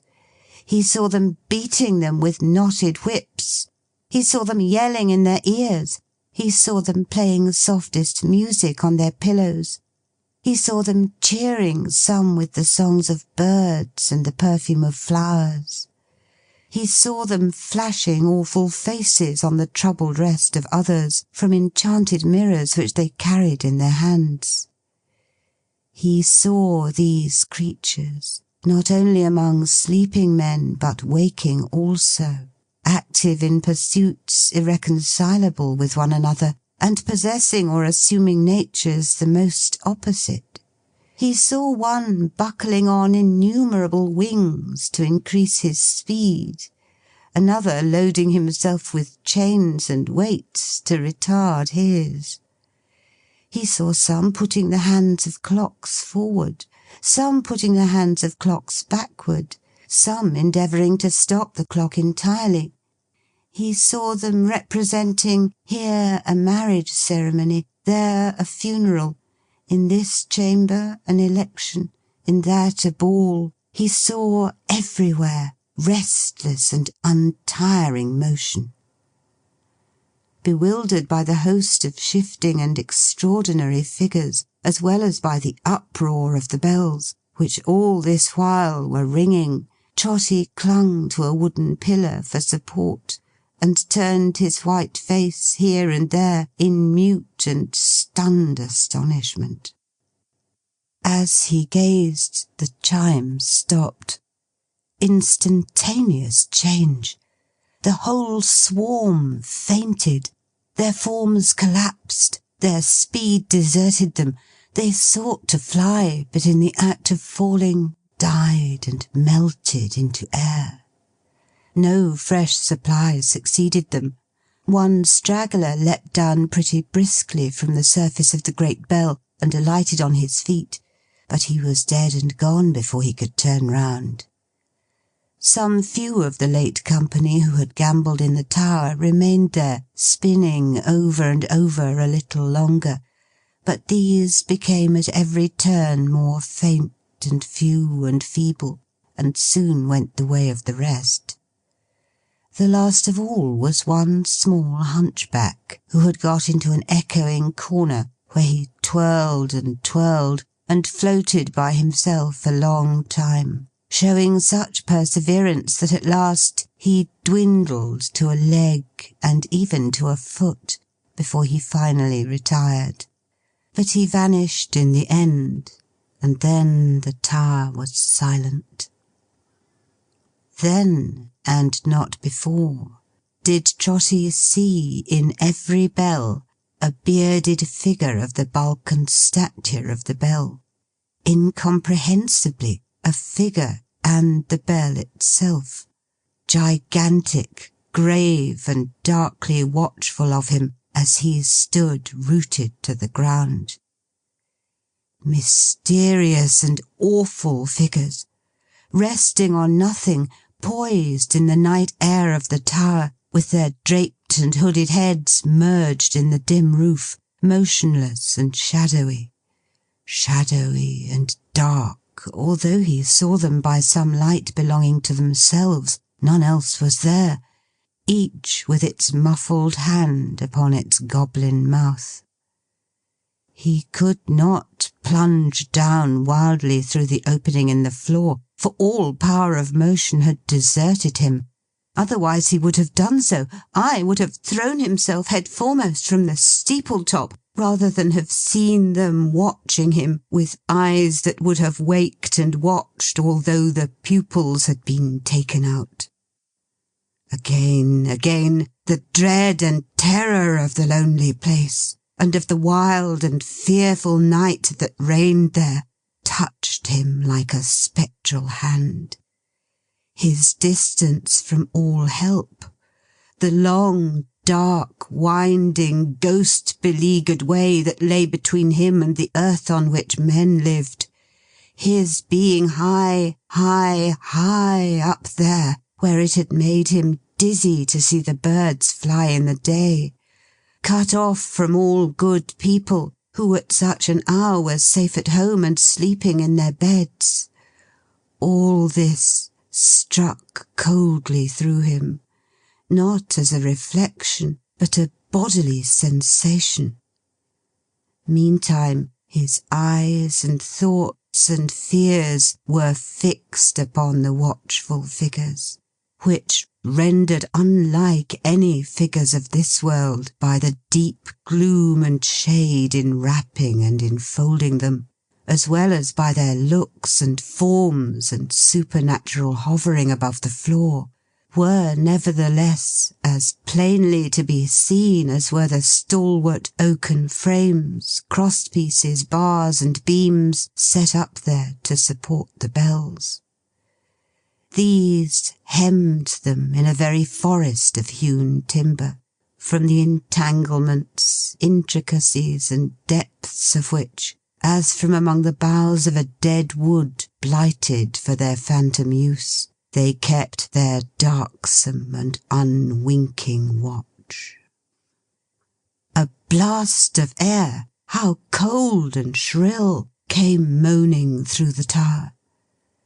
As it died away, the great bell, or the goblin of the great bell, spoke. "What visitor is this?" it said. The voice was low and deep, and Trotty fancied that it sounded in the other figures as well. "I thought my name was called by the Chimes," said Trotty, raising his hands in an attitude of supplication. "I hardly know why I am here, or how I came. I have listened to the Chimes these many years. They have cheered me often." "And you have thanked them?" said the bell. "1,000 times!" cried Trotty. "How?" "I am a poor man," faltered Trotty, "and could only thank them in words." "And always so?" inquired the goblin of the bell. "Have you never done us wrong in words?" "No," cried Trotty eagerly. "Never done us foul and false and wicked wrong in words?" pursued the goblin of the bell. Trotty was about to answer, "Never," but he stopped and was confused. "The voice of time," said the phantom, "cries to man, advance. Time is for his advancement and improvement, for his greater worth, his greater happiness, his better life, his progress onward to that goal within its knowledge and its view, and set there in the period when time and he began. Ages of darkness, wickedness, and violence have come and gone. Millions uncountable have suffered, lived, and died to point the way before him. Who seeks to turn him back or stay him on his course arrests a mighty engine which will strike the meddler dead, and be the fiercer and the wilder ever for its momentary check. I never did so to my knowledge, sir, said Trotty. It was quite by accident if I did. I wouldn't go to do it, I'm sure. Who puts into the mouth of time or of its servants, said the Goblin of the Bell, a cry of lamentation for days which have had their trial and their failure, and have left deep traces of it which the blind may see. A cry that only serves the present time by showing men how much it needs their help, when any ears can listen to regrets for such a past. Who does this does a wrong, and you have done that wrong to us, the Chimes. Trotty's first excess of fear was gone, but he had felt tenderly and gratefully towards the Bells, as you have seen, and when he heard himself arraigned as one who had offended them so weightily, his heart was touched with penitence and grief. If you knew, said Trotty, clasping his hands earnestly, or perhaps you do know, if you know how often you have kept me company, how often you have cheered me up when I've been low, how you were quite the plaything of my little daughter Meg, almost the only one she ever had, when first her mother died and she and me were left alone, you won't bear malice for a hasty word. Who hears in us, the Chimes, one note bespeaking disregard or stern regard of any hope or joy or pain or sorrow of the many sorrowed throng? Who hears us make response to any creed that gauges human passions and affections, as it gauges the amount of miserable food on which humanity may pine and wither, does us wrong? That wrong you have done us, said the Bell. I have, said Trotty. Oh, forgive me. Who hears us echo the dull vermin of the earth, the putters down of crushed and broken natures, formed to be raised up higher than such maggots of the time can crawl or can conceive, pursued the Goblin of the Bell. Who does so, does us wrong, and you have done us wrong. Not meaning it, said Trotty, in my ignorance, not meaning it. Lastly, and most of all, pursued the Bell, who turns his back upon the fallen and disfigured of his kind, abandons them as vile, and does not trace and track with pitying eyes the unfenced precipice by which they fell from good, grasping in their fall some tufts and shreds of that lost soil, and clinging to them still when bruised and dying in the gulf below, does wrong to heaven and man, to time and to eternity, and you have done that wrong. Spare me, cried Trotty, falling on his knees. For mercy's sake. Listen, said the Shadow. Listen, cried the other shadows. Listen, said a clear and childlike voice, which Trotty thought he recognised as having heard before. The organ sounded faintly in the church below. Swelling by degrees, the melody ascended to the roof, and filled the choir and nave.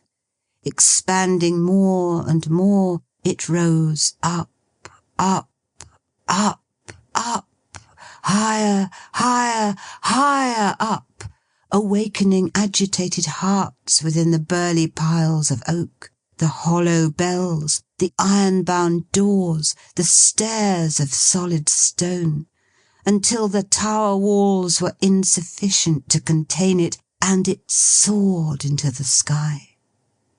No wonder that an old man's breast could not contain a sound so vast and mighty. It broke from that weak prison in a rush of tears, and Trotty put his hands before his face.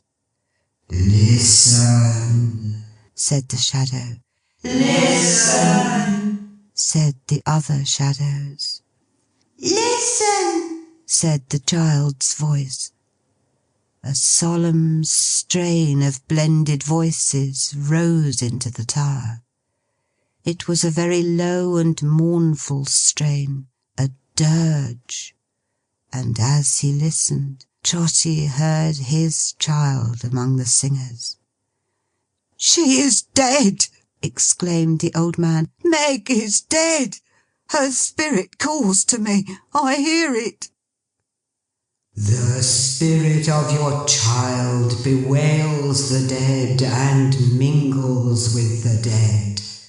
Dead hopes, dead fancies, dead imaginings of youth," returned the bell. "But she is living. Learn from her life a living truth. Learn from the creature dearest to your heart how bad the bad are born. See every bud and leaf plucked one by one from off the fairest stem, and know how bare and wretched it may be. Follow her to desperation." Each of the shadowy figures stretched its right arm forth and pointed downward. "The spirit of the chimes is your companion," said the figure. "Go, it stands behind you." Trotty turned and saw the child Will Fern had carried in the street, the child whom Meg had watched but now asleep. "I carried her myself to-night," said Trotty, "in these arms." "Show him what he calls himself," said the dark figures, one and all. The tower opened at his feet. He looked down, and beheld his own form lying at the bottom on the outside, crushed and motionless. "No more a living man!" cried Trotty. "Dead!" "Dead," said the figures all together. "Gracious Heaven! And the New Year!" "Past," said the figures. "What?" he cried, shuddering. "I missed my way, and coming on the outside of this tower in the dark, fell down. A year ago?" "9 years ago," replied the figures. As they gave the answer, they recalled their outstretched hands, and where their figures had been, there the bells were. And they rung, their time being come again. And once again, vast multitudes of phantoms sprung into existence, once again were incoherently engaged as they had been before, once again faded on the stopping of the chimes, and dwindled into nothing. "What are these?" he asked his guide. "If I am not mad, what are these?" spirits of the bells, their sound upon the air," returned the child. "They take such shapes and occupations as the hopes and thoughts of mortals. and the recollections they have stored up. Give them." "And you?" said Trotty wildly. "What are you?" "Hush, hush," returned the child. "Look here." In a poor mean room, working at the same kind of embroidery which he had often seen before her, Meg, his own dear daughter, was presented to his view. He made no effort to imprint his kisses on her face. He did not strive to clasp her to his loving heart. He knew that such endearments were, for him, no more. But he held his trembling breath, and brushed away the blinding tears, that he might look upon her, that he might only see her. Ah, changed, changed! The light of the clear eye, how dimmed! The bloom, how faded from the cheek! Beautiful she was as she had ever been, but hope, hope, hope! Oh, where was the fresh hope that had spoken to him like a voice? She looked up from her work at a companion. Following her eyes, the old man started back. In the woman grown, he recognized her at a glance. In the long silken hair, he saw the self-same curls. Around the lips, the child's expression lingering still. See, in the eyes, now turned inquiringly on Meg, there shone the very look that scanned those features when he brought her home. Then what was this beside him? Looking with awe into its face, he saw a something reigning there, a lofty something, undefined and indistinct, which made it hardly more than a remembrance of that child, as yonder figure might be. Yet it was the same, and wore the dress. Hark! They were speaking. "Meg," said Lilian, hesitating, "how often you raise your head from your work to look at me." "Are my looks so altered that they frighten you?" asked Meg. "Nay, dear, but you smile at that yourself. Why not smile when you look at me, Meg?" "I do so, do I not?" she answered, smiling on her. "Now you do," said Lilian, "but not usually. When you think I'm busy and don't see you, you look so anxious and so doubtful that I hardly like to raise my eyes. There is little cause for smiling in this hard and toilsome life, but you were once so cheerful." "Am I not now?" cried Meg, speaking in a tone of strange alarm, and rising to embrace her. "Do I make our weary life more weary to you, Lilian?" "You have been the only thing that made it life," said Lilian, fervently kissing her. "Sometimes the only thing that made me care to live so, Meg. Such work, so many hours, so many days, so many long, long nights of hopeless, cheerless, never-ending work. Not to heap up riches, not to live grandly or gaily, not to live upon enough, however coarse, but to earn bare bread, to scrape together just enough to toil upon, and want upon, and keep alive in us the consciousness of our hard fate. Oh, Meg, Meg!" She raised her voice and twined her arms about her as she spoke, like one in pain.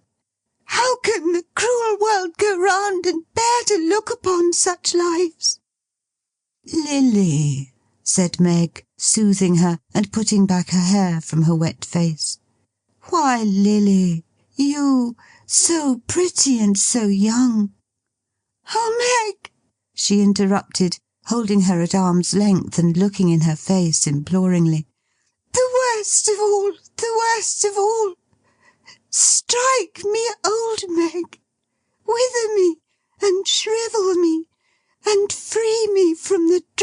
thoughts that tempt me in my youth."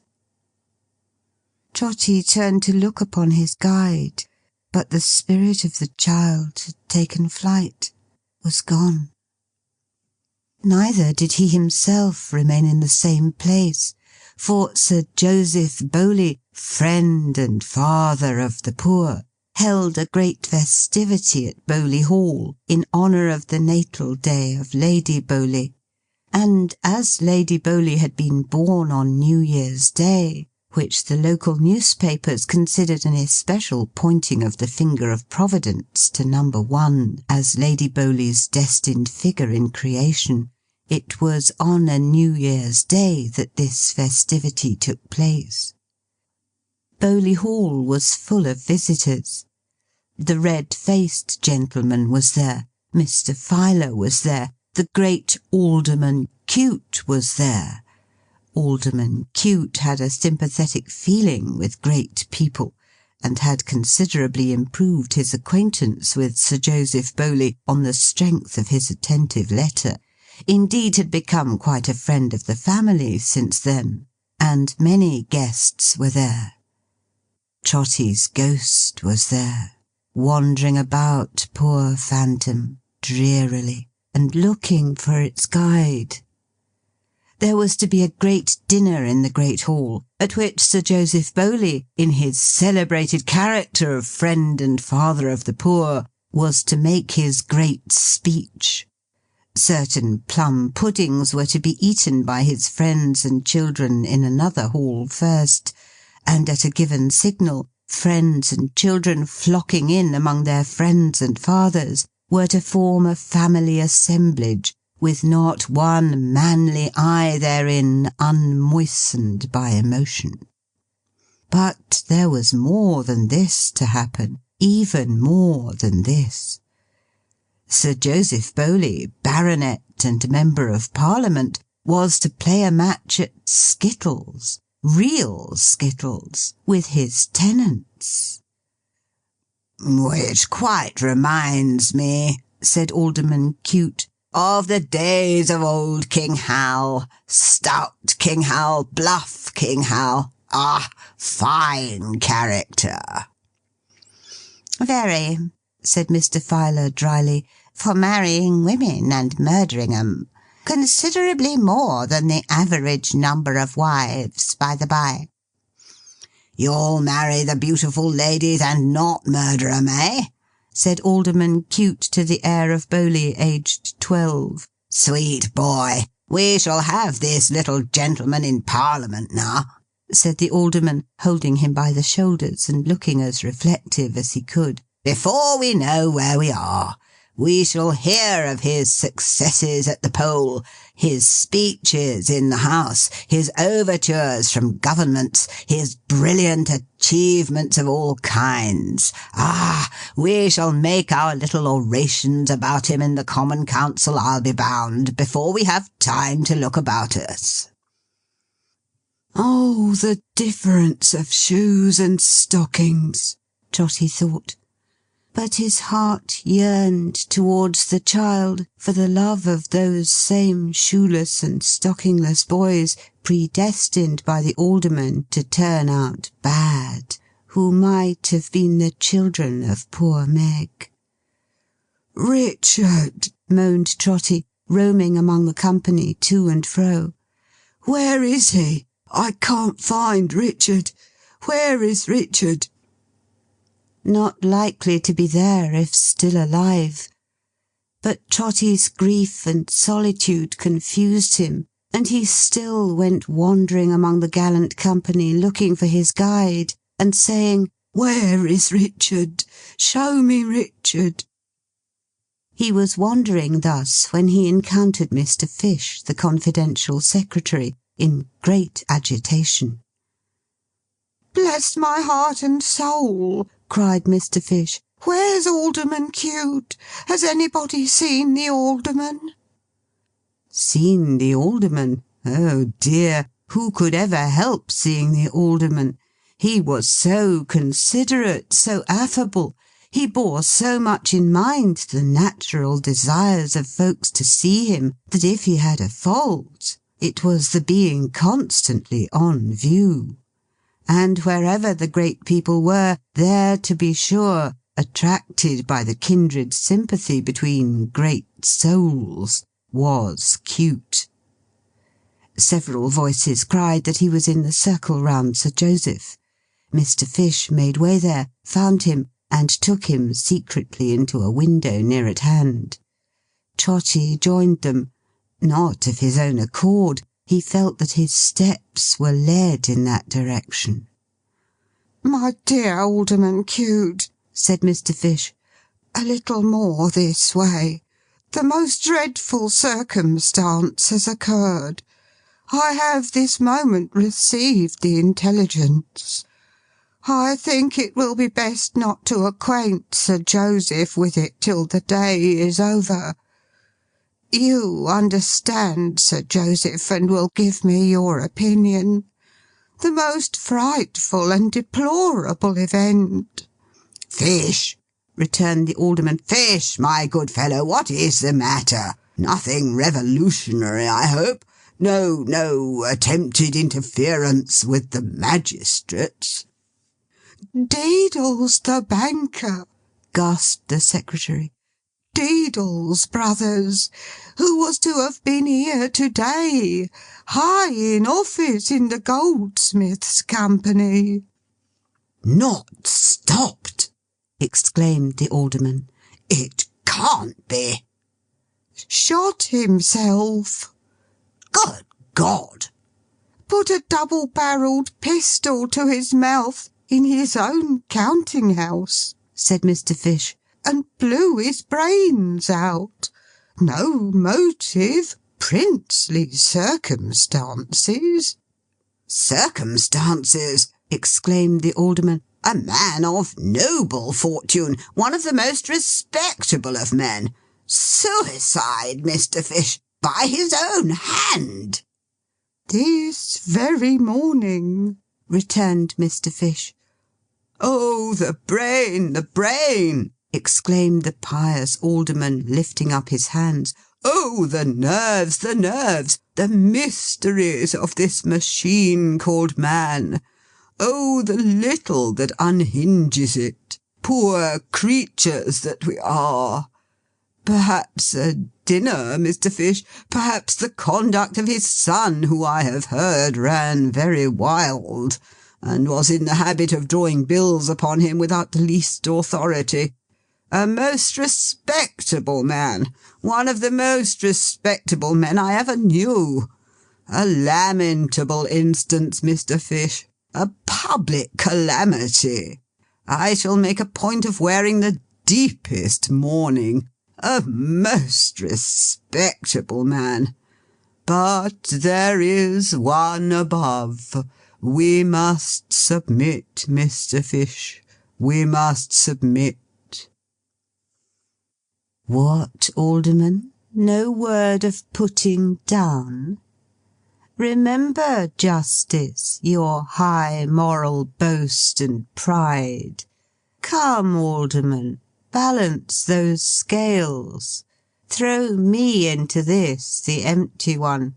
No dinner, and nature's founts in some poor woman dried by starving misery, and rendered obdurate to claims for which her offspring has authority in holy Mother Eve.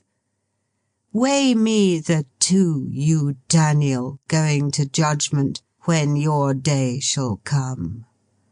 Weigh them in the eyes of suffering thousands, audience not unmindful of the grim farce you play. Or supposing that you strayed from your 5 wits, it's not so far to go but that it might be, and laid hands upon that throat of yours, warning your fellows, if you have a fellow, how they croak their comfortable wickedness to raving heads and stricken hearts. What then? The words rose up in Trotty's breast as if they had been spoken by some other voice within him. Alderman Cute pledged himself to Mr. Fish that he would assist him in breaking the melancholy catastrophe to Sir Joseph when the day was over. Then, before they parted, wringing Mr. Fish's hand in bitterness of soul, he said, "The most respectable of men," and added that he hardly knew, not even he, why such afflictions were allowed on earth. "It's almost enough to make one think, if one didn't know better," said Alderman Cute, "that at times some motion of a capsizing nature was going on in things, which affected the general economy of the social fabric. Deedles, brothers!" The skittle playing came off with immense success. Sir Joseph knocked the pins about quite skilfully. Master Bowley took an innings at a shorter distance also, and everybody said that now, when a baronet and the son of a baronet played at skittles, the country was coming round again as fast as it could come. At its proper time the banquet was served up. Trotty involuntarily repaired to the hall with the rest, for he felt himself conducted thither by some stronger impulse than his own free will. The sight was gay in the extreme. The ladies were very handsome, the visitors delighted, cheerful, and good-tempered. When the lower doors were opened and the people flocked in their rustic dresses, the beauty of the spectacle was at its height, but Trotty only murmured more and more, "Where is Richard? He should help and comfort her. I can't see Richard." There had been some speeches made, and Lady Bowley's health had been proposed, and Sir Joseph Bowley had returned thanks, and had made his great speech, showing by various pieces of evidence that he was the born friend and father, and so forth, and had given as a toast his friends and children and the dignity of labour, when a slight disturbance at the bottom of the hall attracted Toby's notice. After some confusion, noise, and opposition, one man broke through the rest, and stood forward by himself. Not Richard, no, but one whom he had thought of and had looked for many times. In a scantier supply of light, he might have doubted the identity of that worn man, so old and grey and bent. But with a blaze of lamps upon his gnarled and knotted head, he knew Will Fern as soon as he stepped forth. "What is this?" exclaimed Sir Joseph, rising. "Who gave this man admittance? This is a criminal from prison. Mr. Fish, sir, will you have the goodness—" "A minute," said Will Fern. "A minute.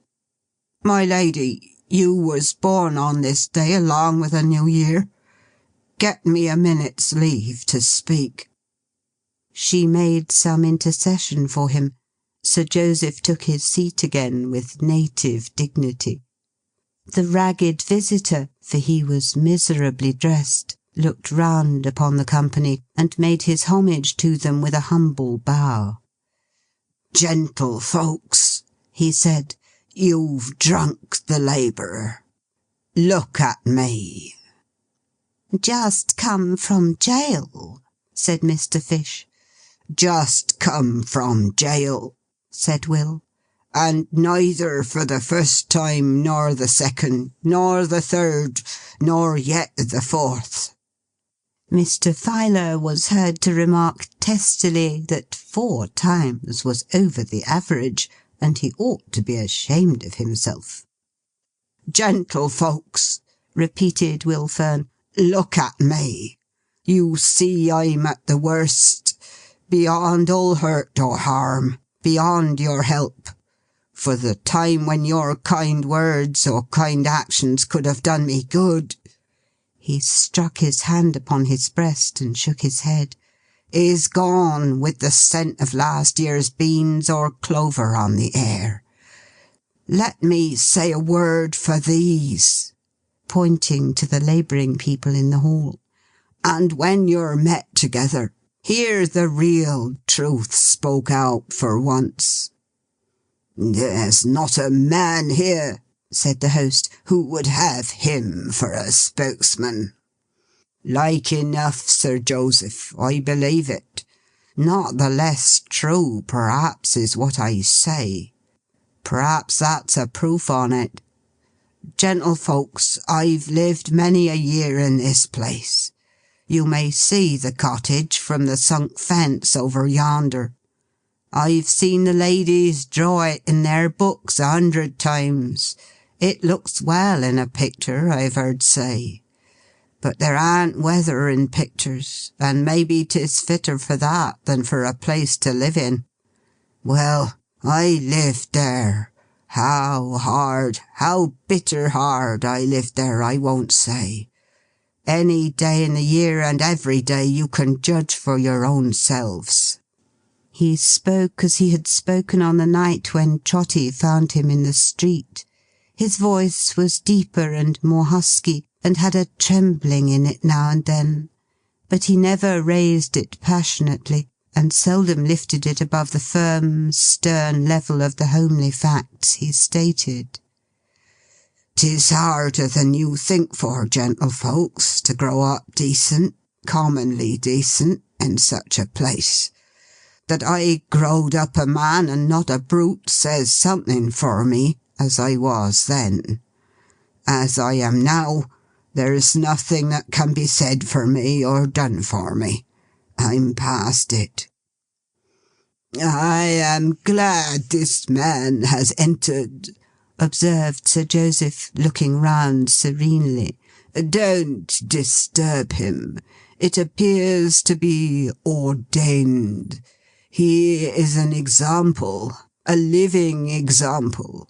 I hope and trust and confidently expect that it will not be lost upon my friends here." "I dragged on," said Fern after a moment's silence, "somehow. Neither me nor any other man knows how. But so heavy that I couldn't put a cheerful face upon it, or make believe that I was anything but what I was.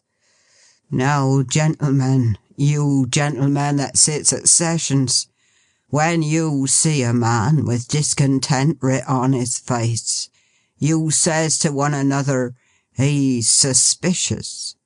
I has my doubts, says you, about Will Fern. Watch that fellow. I don't say, gentlemen, it ain't quite natural, but I say 'tis so. And from that hour, whatever Will Fern does or lets alone, all one, it goes against him." Alderman Cute stuck his thumbs in his waistcoat pockets, and leaning back in his chair and smiling, winked at a neighbouring chandelier, as much as to say, "Of course I told you so. The common cry. Lord bless you, we are up to all this sort of thing, myself and human nature." "Now, gentlemen," said Will Fern, holding out his hands and flushing for an instant in his haggard face, "see how your laws are made to trap and hunt us when we're brought to this. I tries to live elsewhere, and I'm a vagabond. To jail with him. I comes back here. I goes a nutting in your woods and breaks, who don't, a limber branch or two. To jail with him. One of your keepers sees me in the broad day near my own patch of garden with a gun. To jail with him. I has a natural angry word with that man when I'm free again. To jail with him. I cuts a stick. To jail with him. I eats a rotten apple or a turnip. To jail with him. It's 20 mile away, and coming back I begs a trifle on the road. To jail with him. At last, The constable, the keeper, anybody finds me anywhere a-doing anything, to jail with him, for he's a vagrant and a jailbird known, and jail's the only home he's got." The alderman nodded sagaciously, as who should say, "A very good home too." "Do I say this to serve my cause?" cried Fern. "Who can give me back my liberty? Who can give me back my good name? Who can give me back my innocent niece? Not all the lords and ladies in wide England. But gentlemen, dealing with other men like me, begin at the right end. Give us, in mercy, better homes when we're a-lying in our cradles. Give us better food when we're a-working for our lives. Give us kinder laws to bring us back when we're a-going wrong. And don't set jail afore us everywhere we turn. There aren't a condescension you can show the labourer then that he won't take, as ready and as grateful as a man can be. For he has a patient, peaceful, willing heart. But you must put his rightful spirit in him first. For whether he's a wreck and ruin such as me, or is like one of them that stand here now, his spirit is divided from you at this time. Bring it back, gentlefolks. Bring it back. Bring it back afore the day comes when even his Bible changes in his altered mind, and the words seem to him to read, as they have sometimes read in my own eyes in jail, 'Whither thou goest, I can not go. Where thou lodgest, I do not lodge. Thy people are not my people, nor thy God my God.'" A sudden stir and agitation took place in hall. Trotty thought at first that several had risen to eject the man, and hence this change in its appearance. But another moment showed him that the room and all the company had vanished from his sight, and that his daughter was again before him, seated at her work, but in a poorer, meaner garret than before, and with no Lilian by her side. The frame at which she had worked was put away upon a shelf and covered up. The chair in which she had sat was turned against the wall. A history was written in these little things, and in Meg's grief-worn face. Oh, who could fail to read it? Meg strained her eyes upon her work until it was too dark to see the threads, and when the night closed in she lighted her feeble candle and worked on.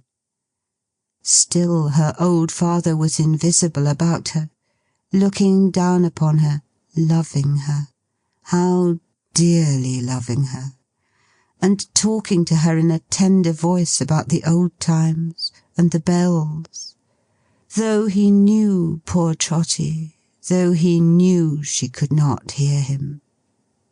A great part of the evening had worn away when a knock came at her door. She opened it. A man was on the threshold. A slouching, moody, drunken sloven, wasted by intemperance and vice, and with his matted hair and unshorn beard in wild disorder, but with some traces on him too of having been a man of good proportion and good features in his youth. He stopped until he had her leave to enter, and she, retiring a pace or two from the open door, silently and sorrowfully looked upon him. Trotty had his wish. He saw Richard. "May I come in, Margaret?" "Yes, come in, come in." It was well that Trotty knew him before he spoke, for with any doubt remaining on his mind, the harsh, discordant voice would have persuaded him that it was not Richard, but some other man. There were but 2 chairs in the room. She gave him hers, and stood at some short distance from him, waiting to hear what he had to say. He sat, however, staring vacantly at the floor, with a lustreless and stupid smile. A spectacle of such deep degradation, of such abject hopelessness, of such a miserable downfall, that she put her hands before her face and turned away, lest he should see how much it moved her. Roused by the rustling of her dress, or some such trifling sound, he lifted his head, and began to speak as if there had been no pause since he entered. "Still at work, Margaret? You work late?" "I generally do." "And early?" "And early." So she said. She said you never tired, or never owned that you tired. Not all the time you lived together. Not even when you fainted between work and fasting. But I told you that the last time I came." "You did," she answered. "And I implored you to tell me nothing more. And you made me a solemn promise, Richard, that you never would." "A solemn promise," he repeated, with a drivelling laugh and vacant stare. "A solemn promise, to be sure. A solemn promise." Awakening, as it were, after a time, in the same manner as before, he said with sudden animation, "How can I help it, Margaret? What am I to do? She has been to me again." "Again?" cried Meg, clasping her hands. "Oh, does she think of me so often? Has she been again?" 20 times again," said Richard. "Margaret, she haunts me. She comes behind me in the street and thrusts it in my hand. I hear her foot upon the ashes when I'm at my work. Ha ha! That aren't often. And before I can turn my head, her voice is in my ear, saying, 'Richard, don't look round. For heaven's love, give her this.' She brings it where I live. She sends it in letters. She taps at the window and lays it on the sill. What can I do? Look at it!" He held out in his hand a little purse, and chinked the money it enclosed. "Hide it," said Meg. "Hide it. When she comes again, tell her, Richard, that I love her in my soul. That I never lie down to sleep, but I bless her and pray for her. That in my solitary work I never cease to have her in my thoughts. That she is with me night and day. That if I died to-morrow I would remember her with my last breath. But that I cannot look upon it."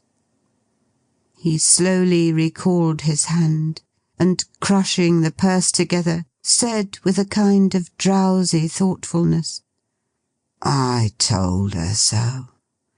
I told her so as plain as words could speak. I've taken this gift back and left it at her door 12 times since then. But when she came at last and stood before me face to face, what could I do?" "You saw her!" exclaimed Meg. "You saw her! Oh, Lilian, my sweet girl! Oh, Lilian, Lilian!" "I saw her," he went on to say, not answering, but engaged in the same slow pursuit of his own thoughts. "There she stood, trembling. How does she look, Richard? Does she ever speak of me? Is she thinner? My old place at the table, what's in my old place? And the frame she taught me our old work on, has she burnt it, Richard? There she was. I heard her say it." Meg checked her sobs, and with the tears streaming from her eyes, bent over him to listen, not to lose a breath. With his arms resting on his knees, and stooping forward in his chair, as if what he said were written on the ground in some half-legible character, which it was his occupation to decipher and connect, he went on.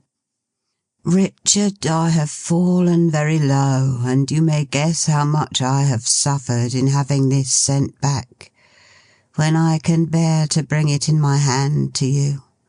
But you loved her once, even in my memory, dearly. Others stepped in between you. Fears and jealousies and doubts and vanities estranged you from her. But you did love her, even in my memory." "I suppose I did," he said, interrupting himself for a moment. "I did. That's neither here nor there. Oh, Richard, if you ever did, if you have any memory for what is gone and lost, take it to her once more. Once more. Tell her how I laid my head upon your shoulder, where her own head might have lain, and was so humble to you, Richard. Tell her that you looked into my face, and saw the beauty which she used to praise, all gone, and in its place a poor, wan, hollow cheek that she would weep to see. Tell her everything and take it back, and she will not refuse again. She will not have the heart." So he sat, musing and repeating the last words, until he woke again and rose. "You won't take it, Margaret?" She shook her head, and motioned an entreaty to him to leave her. "Good night, Margaret." Good night." He turned to look upon her, struck by her sorrow, and perhaps by the pity for himself, which trembled in her voice. It was a quick and rapid action, and for the moment some flash of his old bearing kindled in his form. In the next he went as he had come. Nor did this glimmer of a quenched fire seem to light him to a quicker sense of his debasement. In any mood, in any grief, in any torture of the mind or body, Meg's work must be done. She sat down to her task and plied it. Night, midnight, still she worked. She had a meagre fire, the night being very cold, and rose at intervals to mend it. The chimes rang 12:30 while she was thus engaged, and when they ceased she heard a gentle knocking at the door. Before she could so much as wonder who was there at that unusual hour, it opened. "O youth and beauty, happy as ye should be, look at this! O youth and beauty, blessed and blessing all within your reach, and working out the ends of your beneficent Creator, look at this!" She saw the entering figure, screamed its name, cried, "Lilian!" It was swift, and fell upon its knees before her, clinging to her dress. "Up, dear! Up, Lilian! My own dearest! Never more, Meg! Never more! Here, here! Close to you, holding to you, feeling your dear breath upon my face. Sweet Lilian! Darling Lilian! Child of my heart! No mother's love can be more tender. Lay your head upon my breast. Never more, Meg! Never more! When I first looked into your face, you knelt before me. On my knees before you, let me die. Let it be here. You have come back, my treasure, We will live together, work together, hope together, die together. Ah, kiss my lips, Meg. Fold your arms about me.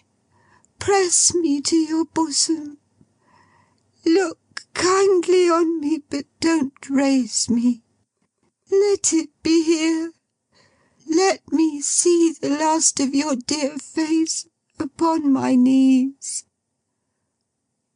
O youth and beauty, happy as ye should be, look at this.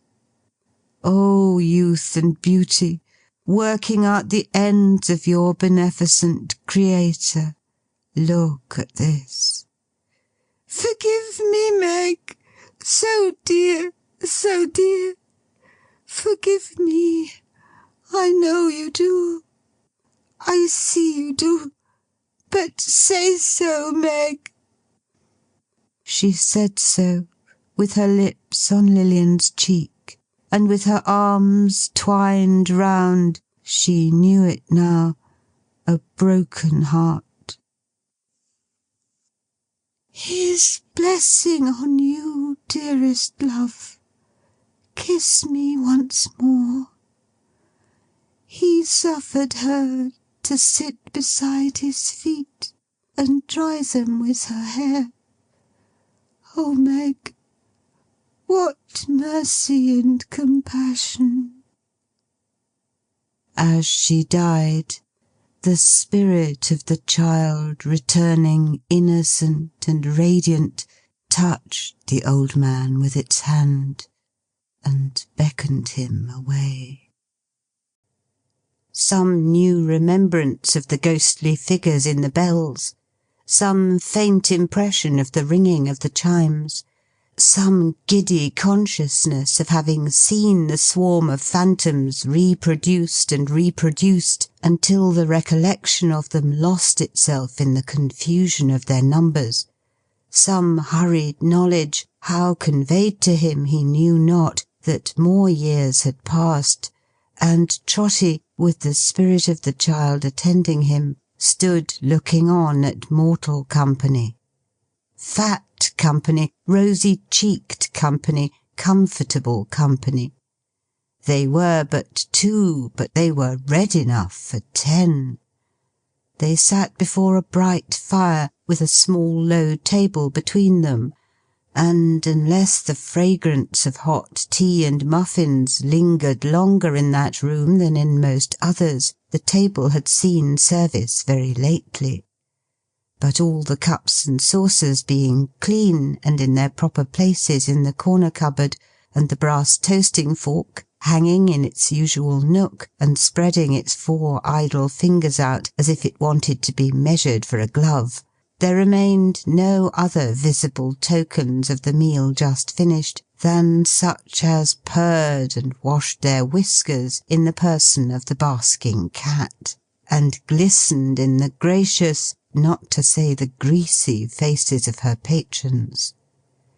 This cosy couple, married evidently, had made a fair division of the fire between them, and sat looking at the glowing sparks that dropped into the grate, now nodding off into a doze, now waking up again when some hot fragment larger than the rest came rattling down, as if the fire were coming with it. It was in no danger of sudden extinction, however, for it gleamed not only in the little room, and on the panes of window-glass in the door, and on the curtain half drawn across them, but in the little shop beyond. A little shop, quite crammed and choked with the abundance of its stock. A perfectly voracious little shop, with a maw as accommodating and full as any shark's. Cheese, butter, firewood, soap, pickles, matches, bacon, table beer, peg-tops, sweetmeats, boys' kites, bird seed, cold ham, birch brooms, hearthstones, salt, vinegar, blacking, red herrings, stationery, lard, mushroom ketchup, staylaces, loaves of bread, shuttlecocks, eggs and slate pencil. Everything was fish that came to the net of this greedy little shop, and all articles were in its net. How many other kinds of petty merchandise were there, it would be difficult to say, but balls of packthread, ropes of onions, pounds of candles, cabbage nets and brushes hung in bunches from the ceiling like extraordinary fruit, while various odd canisters emitting aromatic smells established the veracity of the inscription over the outer door, which informed the public that the keeper of this little shop was a licensed dealer in tea, coffee, tobacco, pepper, and snuff. Glancing at such of these articles as were visible in the shining of the blaze, and the less cheerful radiance of 2 smoky lamps which burnt but dimly in the shop itself, as though its plethora sat heavy on their lungs, and glancing then at one of the 2 faces by the parlour fire, Trotty had small difficulty in recognising in the stout old lady Mrs. Chickenstalker, always inclined to corpulency, even in the days when he had known her as established in the general line, and having a small balance against him in her books. The features of her companion were less easy to him. The great broad chin, with creases in it large enough to hide a finger in, the astonished eyes that seemed to expostulate with themselves for sinking deeper and deeper into the yielding fat of the soft face, the nose afflicted with that disordered action of its functions which is generally termed the snuffles, the short thick throat and labouring chest, with other beauties of the like description, though calculated to impress the memory, Trotty could at first allot to nobody he had ever known, and yet he had some recollection of them too. At length, in Mrs. Chickenstalker's partner in the general line, and in the crooked and eccentric line of life, he recognised the former porter of Sir Joseph Bowley, an apoplectic innocent, who had connected himself in Trotty's mind with Mrs. Chickenstalker years ago, by giving him admission to the mansion where he had confessed his obligations to that lady, and drawn on his unlucky head such grave reproach. Trotty had little interest in a change like this, after the changes he had seen, but association is very strong sometimes, and he looked involuntarily behind the parlour door, where the accounts of credit customers were usually kept in chalk. There was no record of his name. Some names were there, but they were strange to him, and infinitely fewer than of old, from which he argued that the porter was an advocate of ready money transactions, and on coming into the business had looked pretty sharp after the Chickenstalker defaulters. So desolate was Trotty, and so mournful for the youth and promise of his blighted child, that it was a sorrow to him even to have no place in Mrs. Chickenstalker's ledger. "What sort of a night is it, Anne?" inquired the former porter of Sir Joseph Bowley, stretching out his legs before the fire, and rubbing as much of them as his short arms could reach, with an air that added, "Here I am if it's bad, and I don't want to go out if it's good."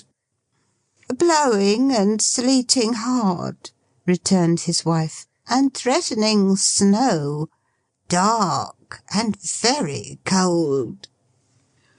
"I'm glad to think we had muffins," said the former porter, in the tone of one who had set his conscience at rest.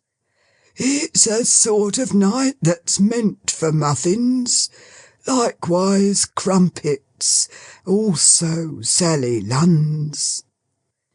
The former porter mentioned each successive kind of eatable, as if he were musingly summing up his good actions, after which he rubbed his fat legs as before, and jerking them at the knees to get the fire upon the yet unroasted parts, laughed as if somebody had tickled him.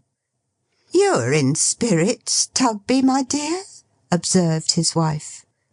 The firm was Tugby, late chicken-stalker. "No," said Tugby. "No, not particular. I'm a little elewated. The muffins came so pat."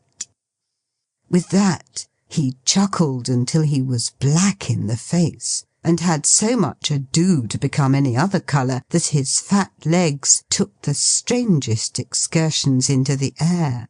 Nor were they reduced to anything like decorum until Mrs. Tugby had thumped him violently on the back, and shaken him as if he were a great bottle. "Good gracious goodness, Lord a mercy, bless and save the man!" cried Mrs. Tugby in great terror. "What's he doing?" Mr. Tugby wiped his eyes, and faintly repeated that he found himself a little elewated. "Then don't be so again, that's a dear good soul," said Mrs. Tugby. "If you don't want to frighten me to death with your struggling and fighting." Mr. Tugby said he wouldn't, but his whole existence was a fight, in which, if any judgment might be founded on the constantly increasing shortness of his breath, and the deepening purple of his face, he was always getting the worst of it.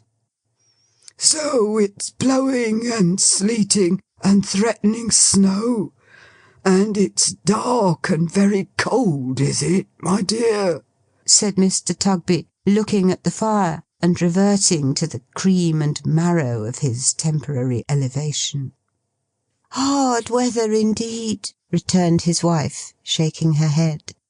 "Aye, years," said Mr. Tugby, "are like Christians in that respect. Some of 'em die hard, some of 'em die easy. This one hasn't many days to run, and is making a fight for it. I like him all the better. There's a customer, my love." Attentive to the rattling door, Mrs. Tugby had already risen. "Now then," said that lady, passing out into the little shop, "what's wanted? Oh, I beg your pardon, sir, I'm sure. I didn't think it was you." She made this apology to a gentleman in black, who, with his wristbands tucked up, and his hat cocked loungingly on one side, and his hands in his pockets, sat down astride on the table beer barrel, and nodded in return. "This is a bad business upstairs, Mrs. Tugby," said the gentleman. "The man can't live." "Not the back attic can't," cried Tugby, coming out into the shop to join the conference. "The back attic, Mr. Tugby," said the gentleman, "is coming downstairs fast, and will be below the basement very soon." Looking by turns at Tugby and his wife, he sounded the barrel with his knuckles for the depth of beer, and having found it, played a tune upon the empty part. "The back attic, Mr. Tugby," said the gentleman, Tugby having stood in silent consternation for some time, "is going." "Then," said Tugby, turning to his wife, "he must go, you know, before he's gone." "I don't think you can move him," said the gentleman, shaking his head. "I wouldn't take the responsibility of saying it could be done, myself. You had better leave him where he is. He can't live long." "It's the only subject," said Tugby, bringing the butter scale down upon the counter with a crash by weighing his fist on it, "that we've ever had a word upon, she and me. And look what it comes to. He's going to die here after all. Going to die upon the premises. going to die in our house." "And where should he have died, Tugby?" cried his wife. "In the workhouse," he returned.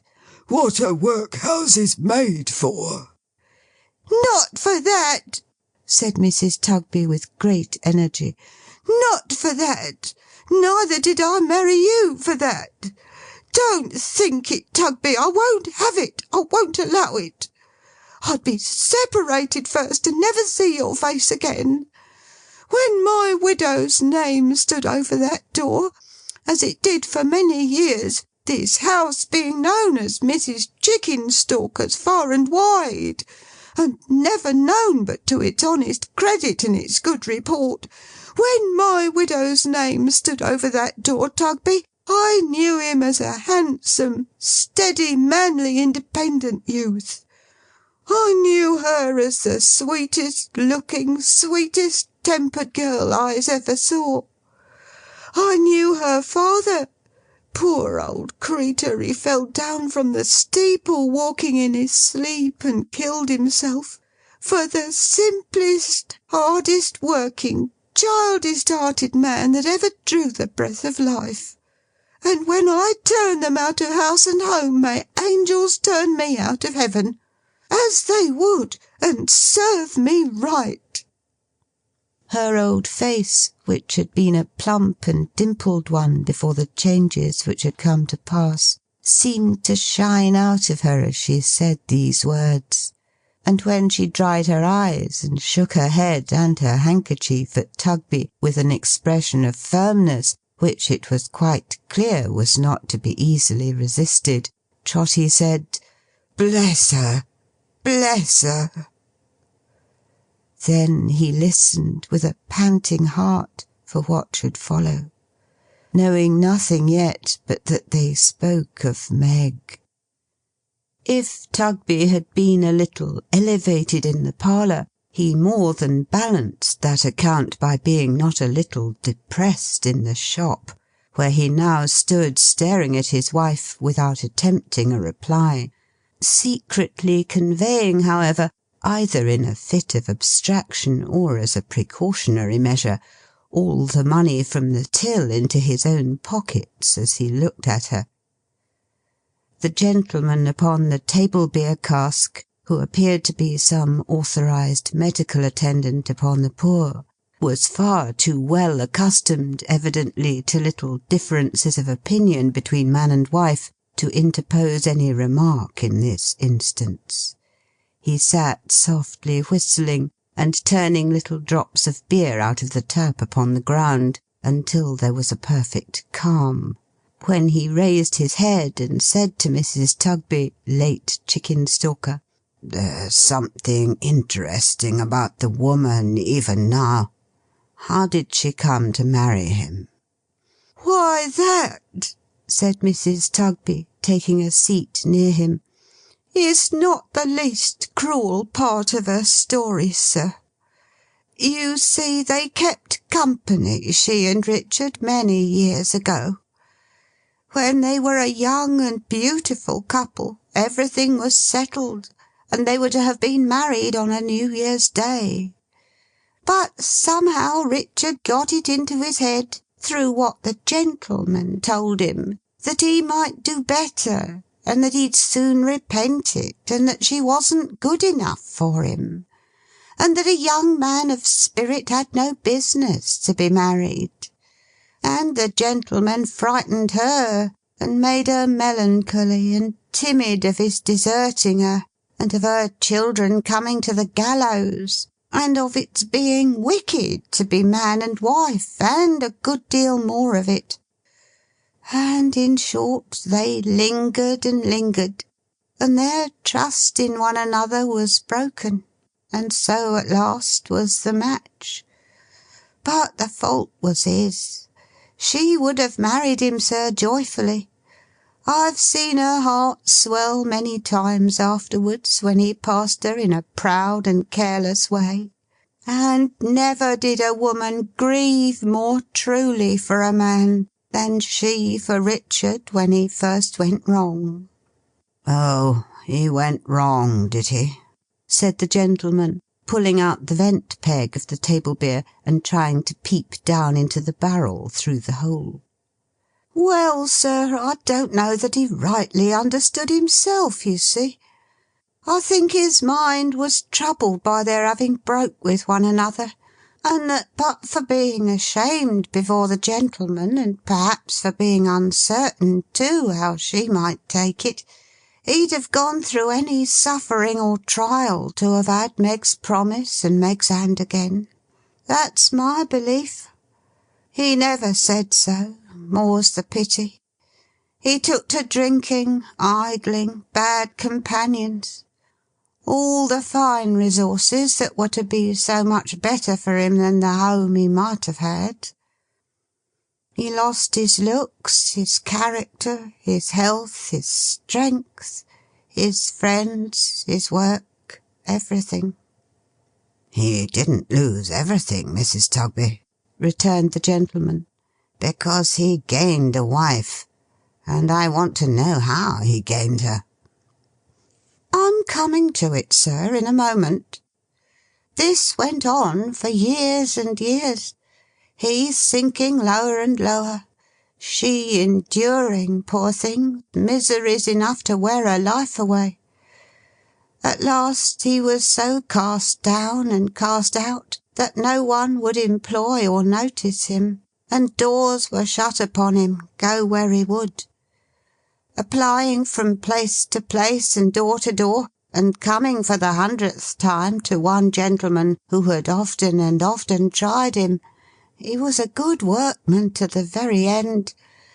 That gentleman, who knew his history, said, 'I believe you are incorrigible. There is only one person in the world who has a chance of reclaiming you.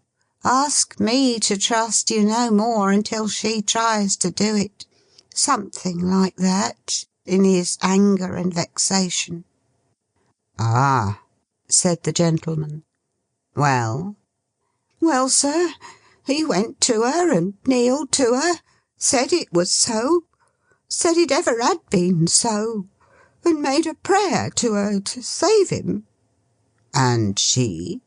Don't distress yourself, Mrs. Tugby." "She came to me that night to ask me about living here. What he was once to me, she said, is buried in a grave, side by side with what I was to him. But I have thought of this, and I will make the trial, in the hope of saving him, for the love of the light-hearted girl, you remember her, who was to have been married on a New Year's Day, and for the love of her Richard. And she said he had come to her from Lilian, and Lilian had trusted to him, and she never could forget that. So they were married. And when they came home here, and I saw them, I hoped that such prophecies as parted them when they were young may not often fulfil themselves as they did in this case, or I wouldn't be the makers of them for a mine of gold." The gentleman got off the cask and stretched himself, observing, "I suppose he used her ill as soon as they were married?" "I don't think he ever did that," said Mrs. Tugby, shaking her head and wiping her eyes. "He went on better for a short time, but his habits were too old and strong to be got rid of. He soon fell back a little, and was falling fast back when his illness came so strong upon him. I think he has always felt for her. I am sure he has. I have seen him in his crying fits and tremblings try to kiss her hand, and I have heard him call her Meg, and say it was her 19th birthday. There he has been lying now these weeks and months.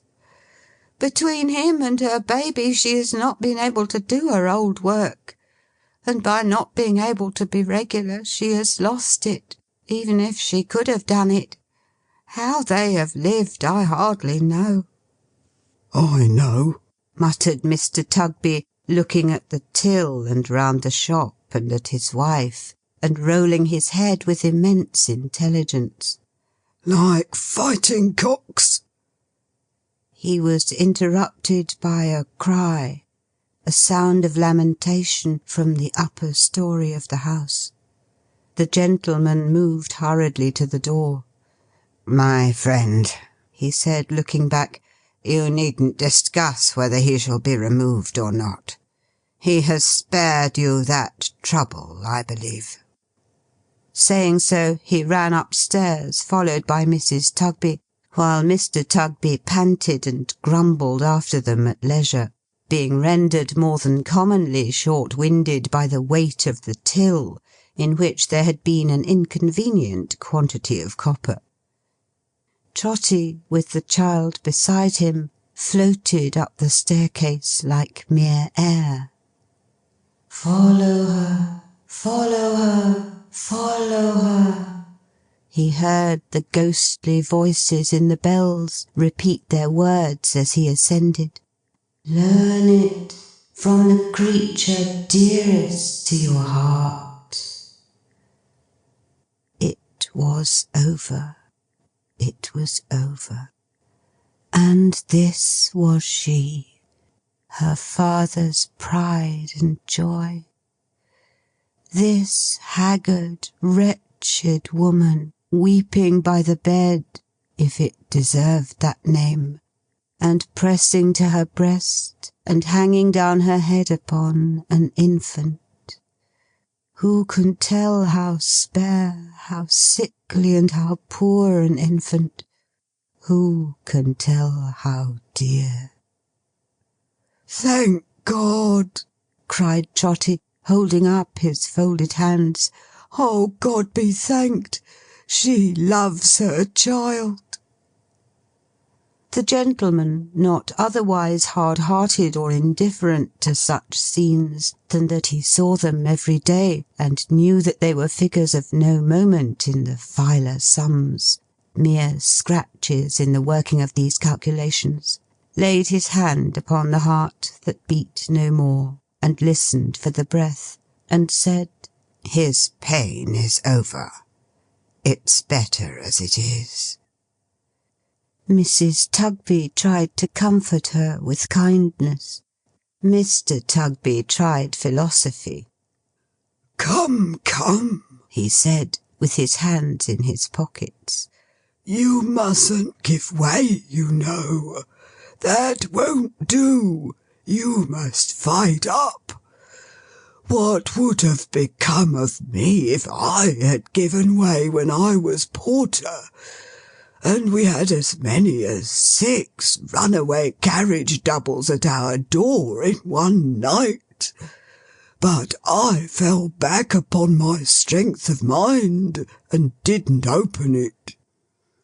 Again Trotty heard the voices saying, "Follow her." He turned towards his guide, and saw it rising from him, passing through the air. "Follow her," it said, and vanished. He hovered round her, sat down at her feet, looked up into her face for one trace of her old self, listened for one note of her old pleasant voice. He flitted round the child, so wan, so prematurely old, so dreadful in its gravity, so plaintive in its feeble, mournful, miserable wail. He almost worshipped it. He clung to it as her only safeguard, as the last unbroken link that bound her to endurance.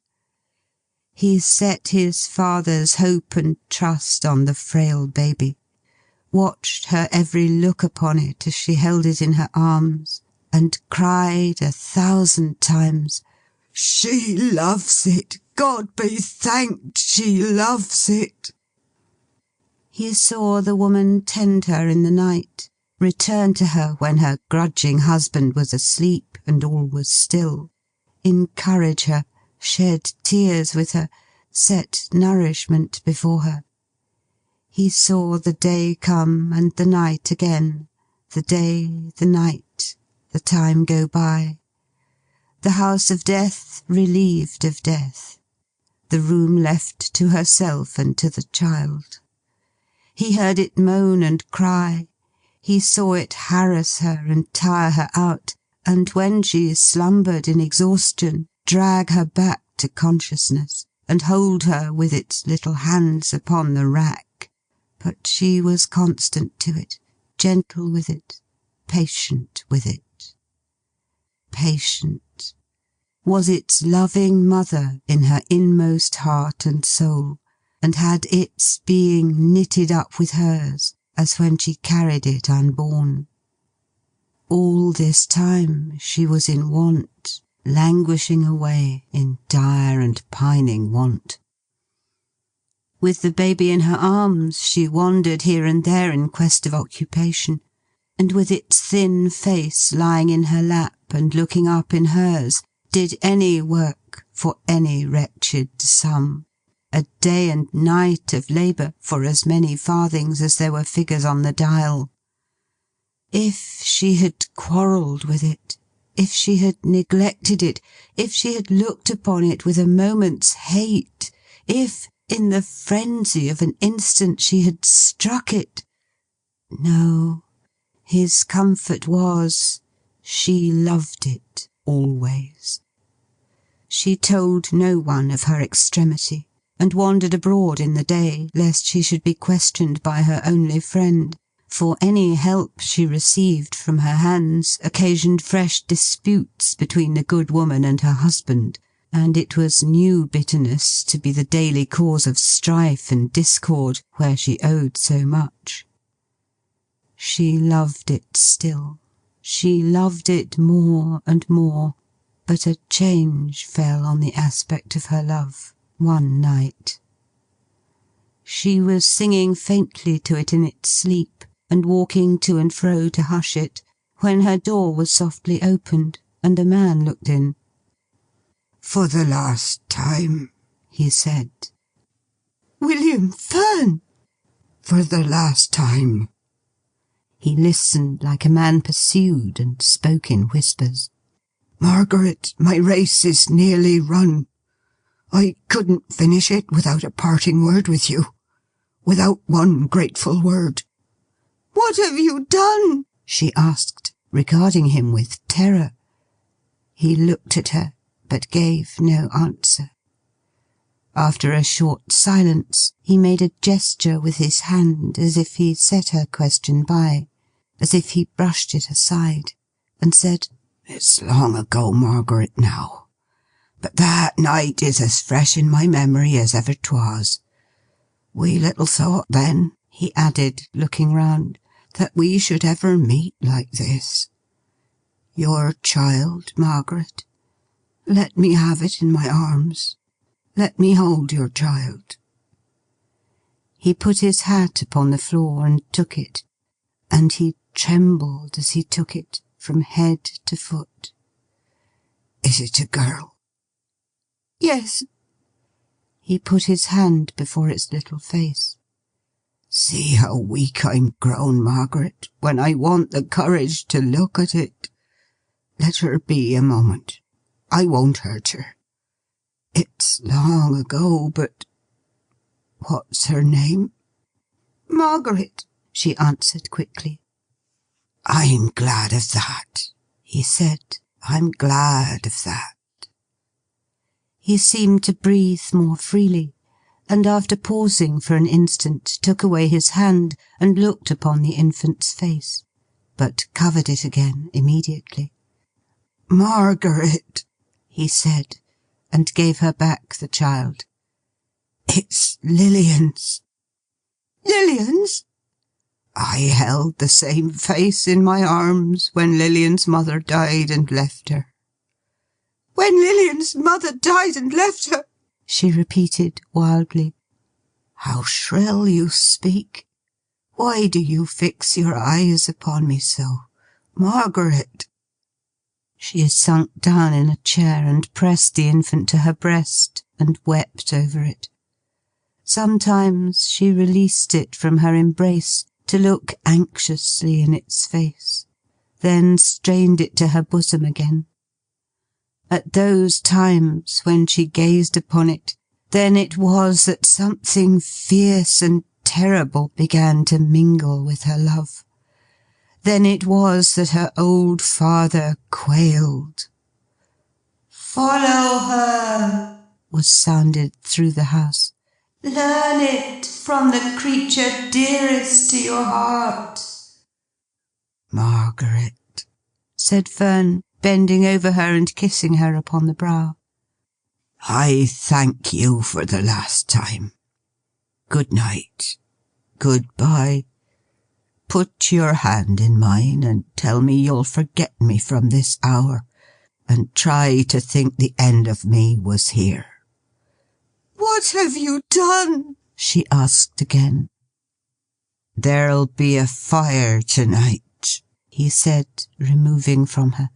"There'll be fires this winter time to light the dark nights, east, west, north, and south. When you see the distant sky red, they'll be blazing.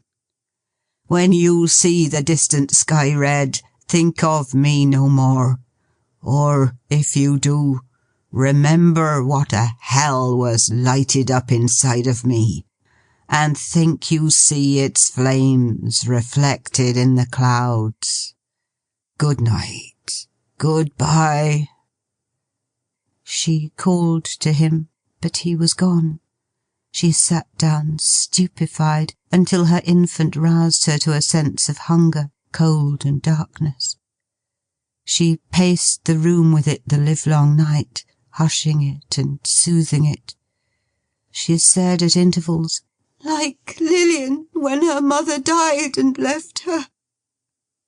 Why was her step so quick, her eyes so wild, her love so fierce and terrible, whenever she repeated those words? "But it is love," said Trotty. "It is love. She'll never cease to love it. My poor Meg." She dressed the child next morning with unusual care. Ah, vain expenditure of care upon such squalid robes! And once more tried to find some means of life.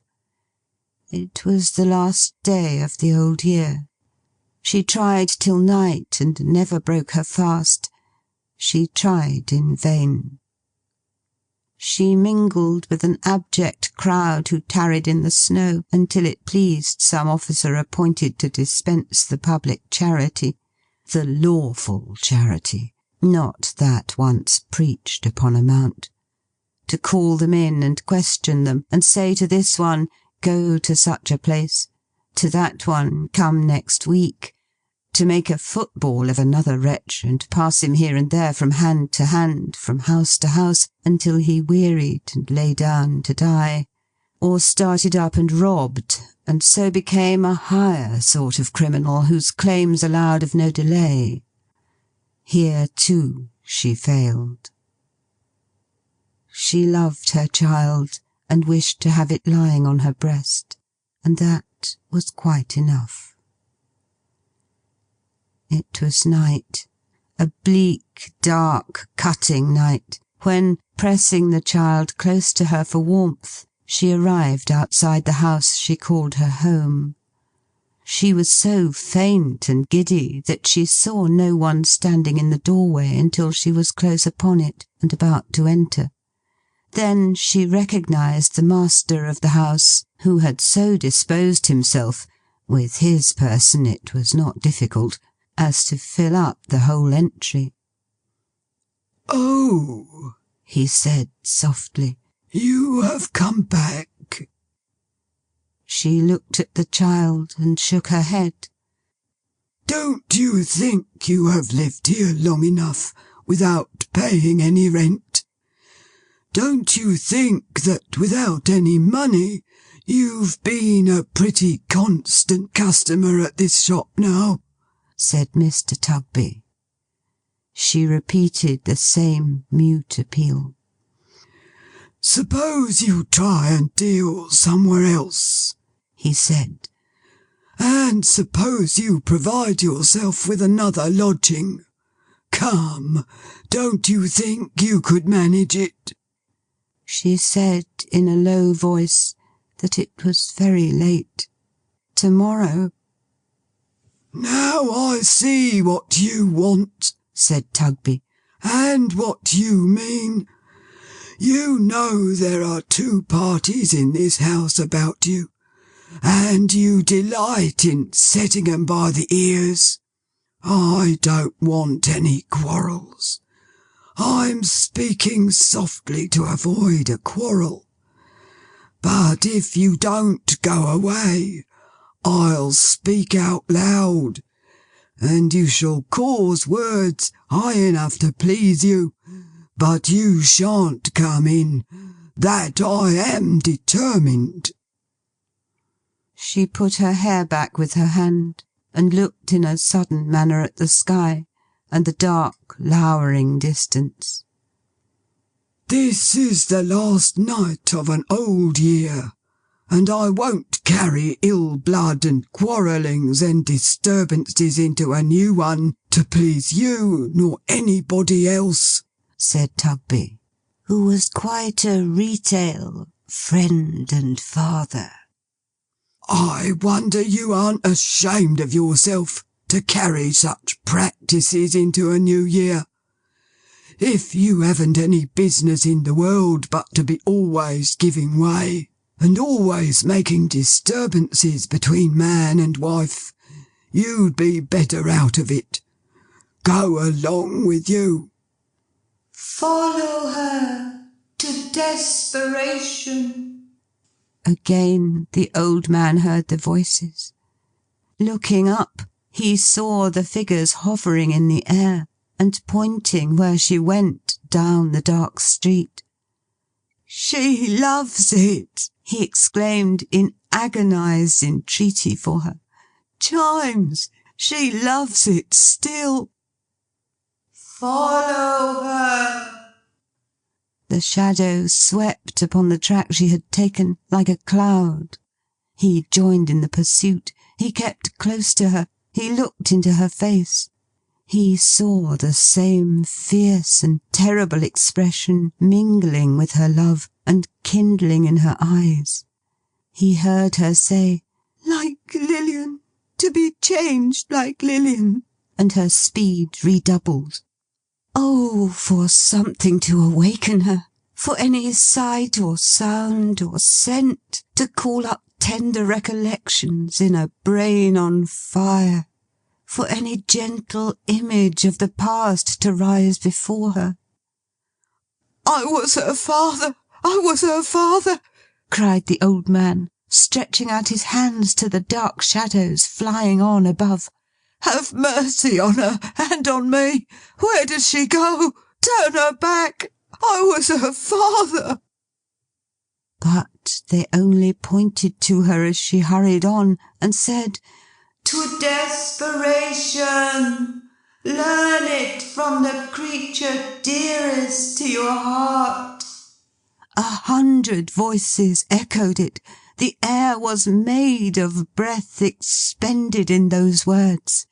He seemed to take them in at every gasp he drew. They were everywhere, and not to be escaped. And still she hurried on, the same light in her eyes, the same words in her mouth.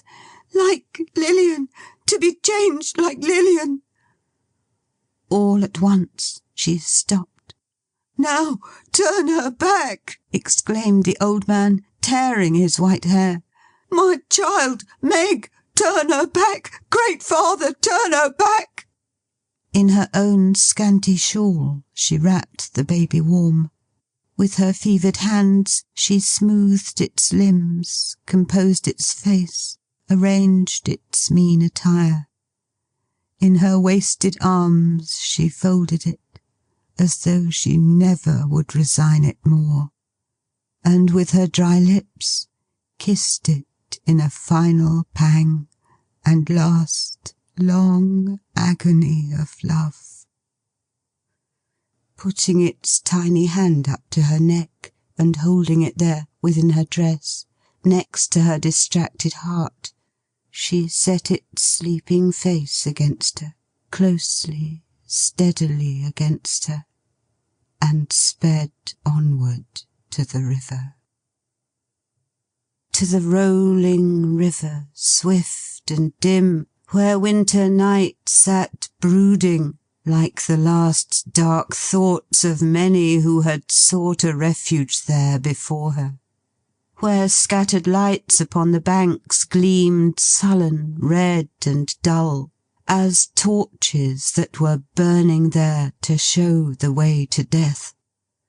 Where no abode of living people cast its shadow on the deep, impenetrable, melancholy shade. To the river, to that portal of eternity, her desperate footsteps tended with the swiftness of its rapid waters running to the sea. He tried to touch her as she passed him going down to its dark level, but the wild distempered form, the fierce and terrible love, the desperation that had left all human check or hold behind, swept by him like the wind. He followed her. She paused a moment on the brink before the dreadful plunge. He fell down on his knees, and in a shriek addressed the figures in the bells now hovering above them. I have learnt it, cried the old man, from the creature dearest to my heart. Oh, save her, save her. He could wind his fingers in her dress, could hold it. As the words escaped his lips, he felt his sense of touch return, and knew that he detained her. The figures looked down steadfastly upon him. I have learnt it, cried the old man. Oh, have mercy on me in this hour, if, in my love for her, so young and good, I slandered nature in the breasts of mothers rendered desperate. Pity my presumption, wickedness, and ignorance, and save her. He felt his hold relaxing. They were silent still. Have mercy on her, he exclaimed, as one in whom this dreadful crime has sprung from love perverted, from the strongest, deepest love we fallen creatures know. Think what her misery must have been, when such seed bears such fruit. Heaven meant her to be good. There is no loving mother on the earth who might not come to this if such a life had gone before. Oh, have mercy on my child, who even at this pass means mercy to her own, and dies herself, and perils her immortal soul to save it. She was in his arms.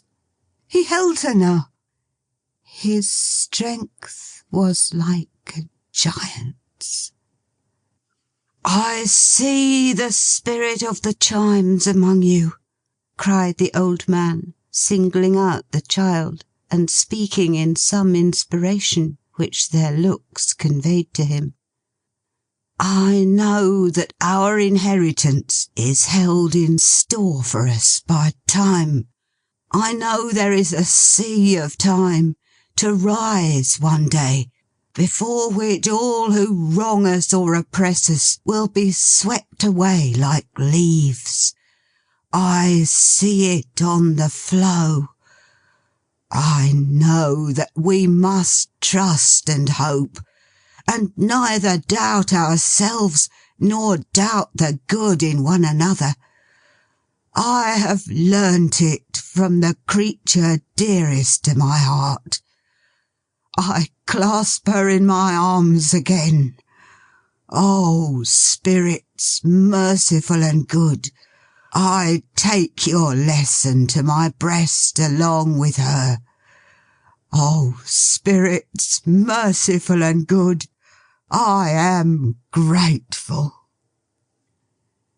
He might have said more, but the bells, the old familiar bells, his own dear, constant, steady friends, the Chimes, began to ring the joy peals for a new year, so lustily, so merrily, so happily, so gaily, that he leapt upon his feet and broke the spell that bound him. "And whatever you do, father," said Meg, "don't eat tripe again without asking some doctor whether it's likely to agree with you. For how you have been going on! Good gracious!" She was working with her needle at the little table by the fire, dressing her simple gown with ribbons for her wedding.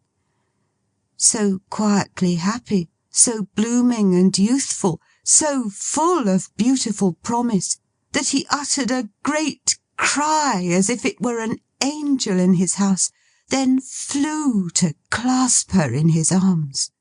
But he caught his feet in the newspaper which had fallen on the hearth, and somebody came rushing in between them. "No!" cried the voice of this same somebody. A generous and jolly voice it was. "Not even you! Not even you! The first kiss of Meg in the new year is mine! Mine! I have been waiting outside the house this hour to hear the bells and claim it. Meg, my precious prize, a happy year, a life of happy years, my darling wife." And Richard smothered her with kisses. You never in all your life saw anything like Trotty after this. I don't care where you have lived or what you have seen, you never in all your life saw anything at all approaching him. He sat down in his chair and beat his knees and cried. He sat down in his chair and beat his knees and laughed. He sat down in his chair and beat his knees and laughed and cried together. He got out of his chair and hugged Meg. He got out of his chair and hugged Richard. He got out of his chair and hugged them both at once. He kept running up to Meg and squeezing her fresh face between his hands and kissing it, going from her backwards not to lose sight of it, and running up again like a figure in a magic lantern. And whatever he did, he was constantly sitting himself down in his chair, and never stopping in it for one single moment, being, that's the truth, beside himself with joy. "And to-morrow's your wedding day, my pet," cried Trotty. "Your real happy wedding day." "To-day," cried Richard, shaking hands with him. "To-day! The chimes are ringing in the new year. Hear them!" They were ringing. Bless their sturdy hearts, they were ringing. Great bells as they were, melodious, deep-mouthed, noble bells, cast in no common metal, made by no common founder. When had they ever chimed like that before? "But to-day, my pet," said Trotty, "you and Richard had some words to-day." "Because he's such a bad fellow, father," said Meg. "Aren't you, Richard? Such a headstrong, violent man. He'd have made no more of speaking his mind to that great alderman and putting him down I don't know where, than he would have—" "Kissing Meg," suggested Richard. Doing it too. "No, not a bit more," said Meg. "But I wouldn't let him, father. Where would have been the use?" "Richard, my boy," cried Trotty, "you was turned up trumps originally, and trumps you must be till you die. But you were crying by the fire to-night, my pet, when I came home. Why did you cry by the fire?" "I was thinking of the years we've passed together, father. Only that. And thinking that you might miss me and be lonely." Trotty was backing off to that extraordinary chair again, when the child, who had been awakened by the noise, came running in half dressed. "Why, here she is!" cried Trotty, catching her up. Here's little Lilian. Ha, ha, ha! Here we are, and here we go. Oh, here we are, and here we go again. And here we are, and here we go. And Uncle Will, too!" stopping in his trot to greet him heartily. "Oh, Uncle Will! The vision that I've had to-night through lodging you! Oh, Uncle Will! The obligations that you've laid me under by your coming, my good friend!" Before Will Fern could make the least reply, a band of music burst into the room, attended by a lot of neighbours, screaming, "A Happy New Year, Meg! A happy wedding! Many of 'em!" and other fragmentary good wishes of that sort. The Drum, who was a private friend of Trotty's, then stepped forward and said, "Trotty Veck, my boy, it's got about that your daughter is going to be married to-morrow. There an't a soul that knows you that don't wish you well, or that knows her and don't wish her well, or that knows you both and don't wish you both, all the happiness the new year can bring. And here we are to play it in and dance it in accordingly." Which was received with a general shout. The Drum was rather drunk, by the by, but never mind. "What a happiness it is, I'm sure," said Trotty, "to be so esteemed. How kind and neighbourly you are. It's all along of my dear daughter. She deserves it." They were ready for a dance in half a second, Meg and Richard at the top, and the Drum was on the very brink of feathering away with all his power, when a combination of prodigious sounds was heard outside, and a good-humoured comely woman of some 50 years of age or thereabouts came running in, attended by a man bearing a stone pitcher of terrific size, and closely followed by the Marrowbones and Cleavers, and the Bells. Not the Bells, but a portable collection on a frame. Trotty said, "It's Mrs. Chickenstalker," and sat down and beat his knees again. "Married and not tell me, Meg!" cried the good woman. "Never! I couldn't rest on the last night of the old year without coming to wish you joy. I couldn't have done it, Meg, not if I had been bedridden. So here I am, and as it's New Year's Eve, and the eve of your wedding too, my dear, I had a little flip made, and brought it with me." Mrs. Chickenstalker's notion of a little flip did honour to her character. The pitcher steamed and smoked and reeked like a volcano, and the man who had carried it was faint. "Mrs. Tugby," said Trotty, who had been going round and round her in an ecstasy. "I should say, Chickenstalker, bless your heart and soul. A happy New Year and many of 'em." "Mrs. Tugby," said Trotty, when he had saluted her, "I should say, Chickenstalker, this is William Fern and Lilian." The worthy dame, to his surprise, turned very pale and very red. "Not Lilian Fern, whose mother died in Dorsetshire?" said she. Her uncle answered, "Yes." And meeting hastily, they exchanged some hurried words together, of which the upshot was, that Mrs. Chickenstalker shook him by both hands, saluted Trotty on his cheek again of her own free will, and took the child to her capacious breast. "Will Fern," said Trotty, pulling on his right-hand muffler.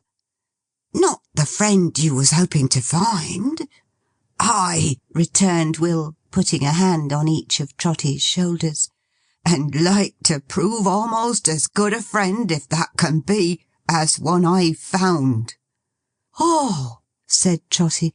"Please to play up there. Will you have the goodness?"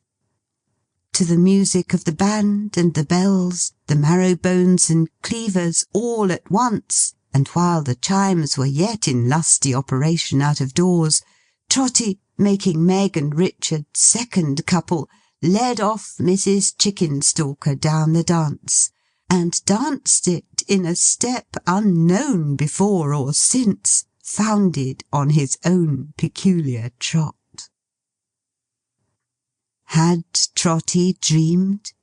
Or are his joys and sorrows, and the actors in them, but a dream? Himself a dream? The teller of this tale a dreamer, waking but now? If it be so, O listener, dear to him in all his visions, try to bear in mind the stern realities from which these shadows come, and in your sphere none is too wide and none too limited for such an end. Endeavour to correct, improve, and soften them. So may the new year be a happy one to you, happy to many more whose happiness depends on you. So may each year be happier than the last, and not the meanest of our brethren or sisterhood debarred their rightful share in what our great Creator formed them to enjoy.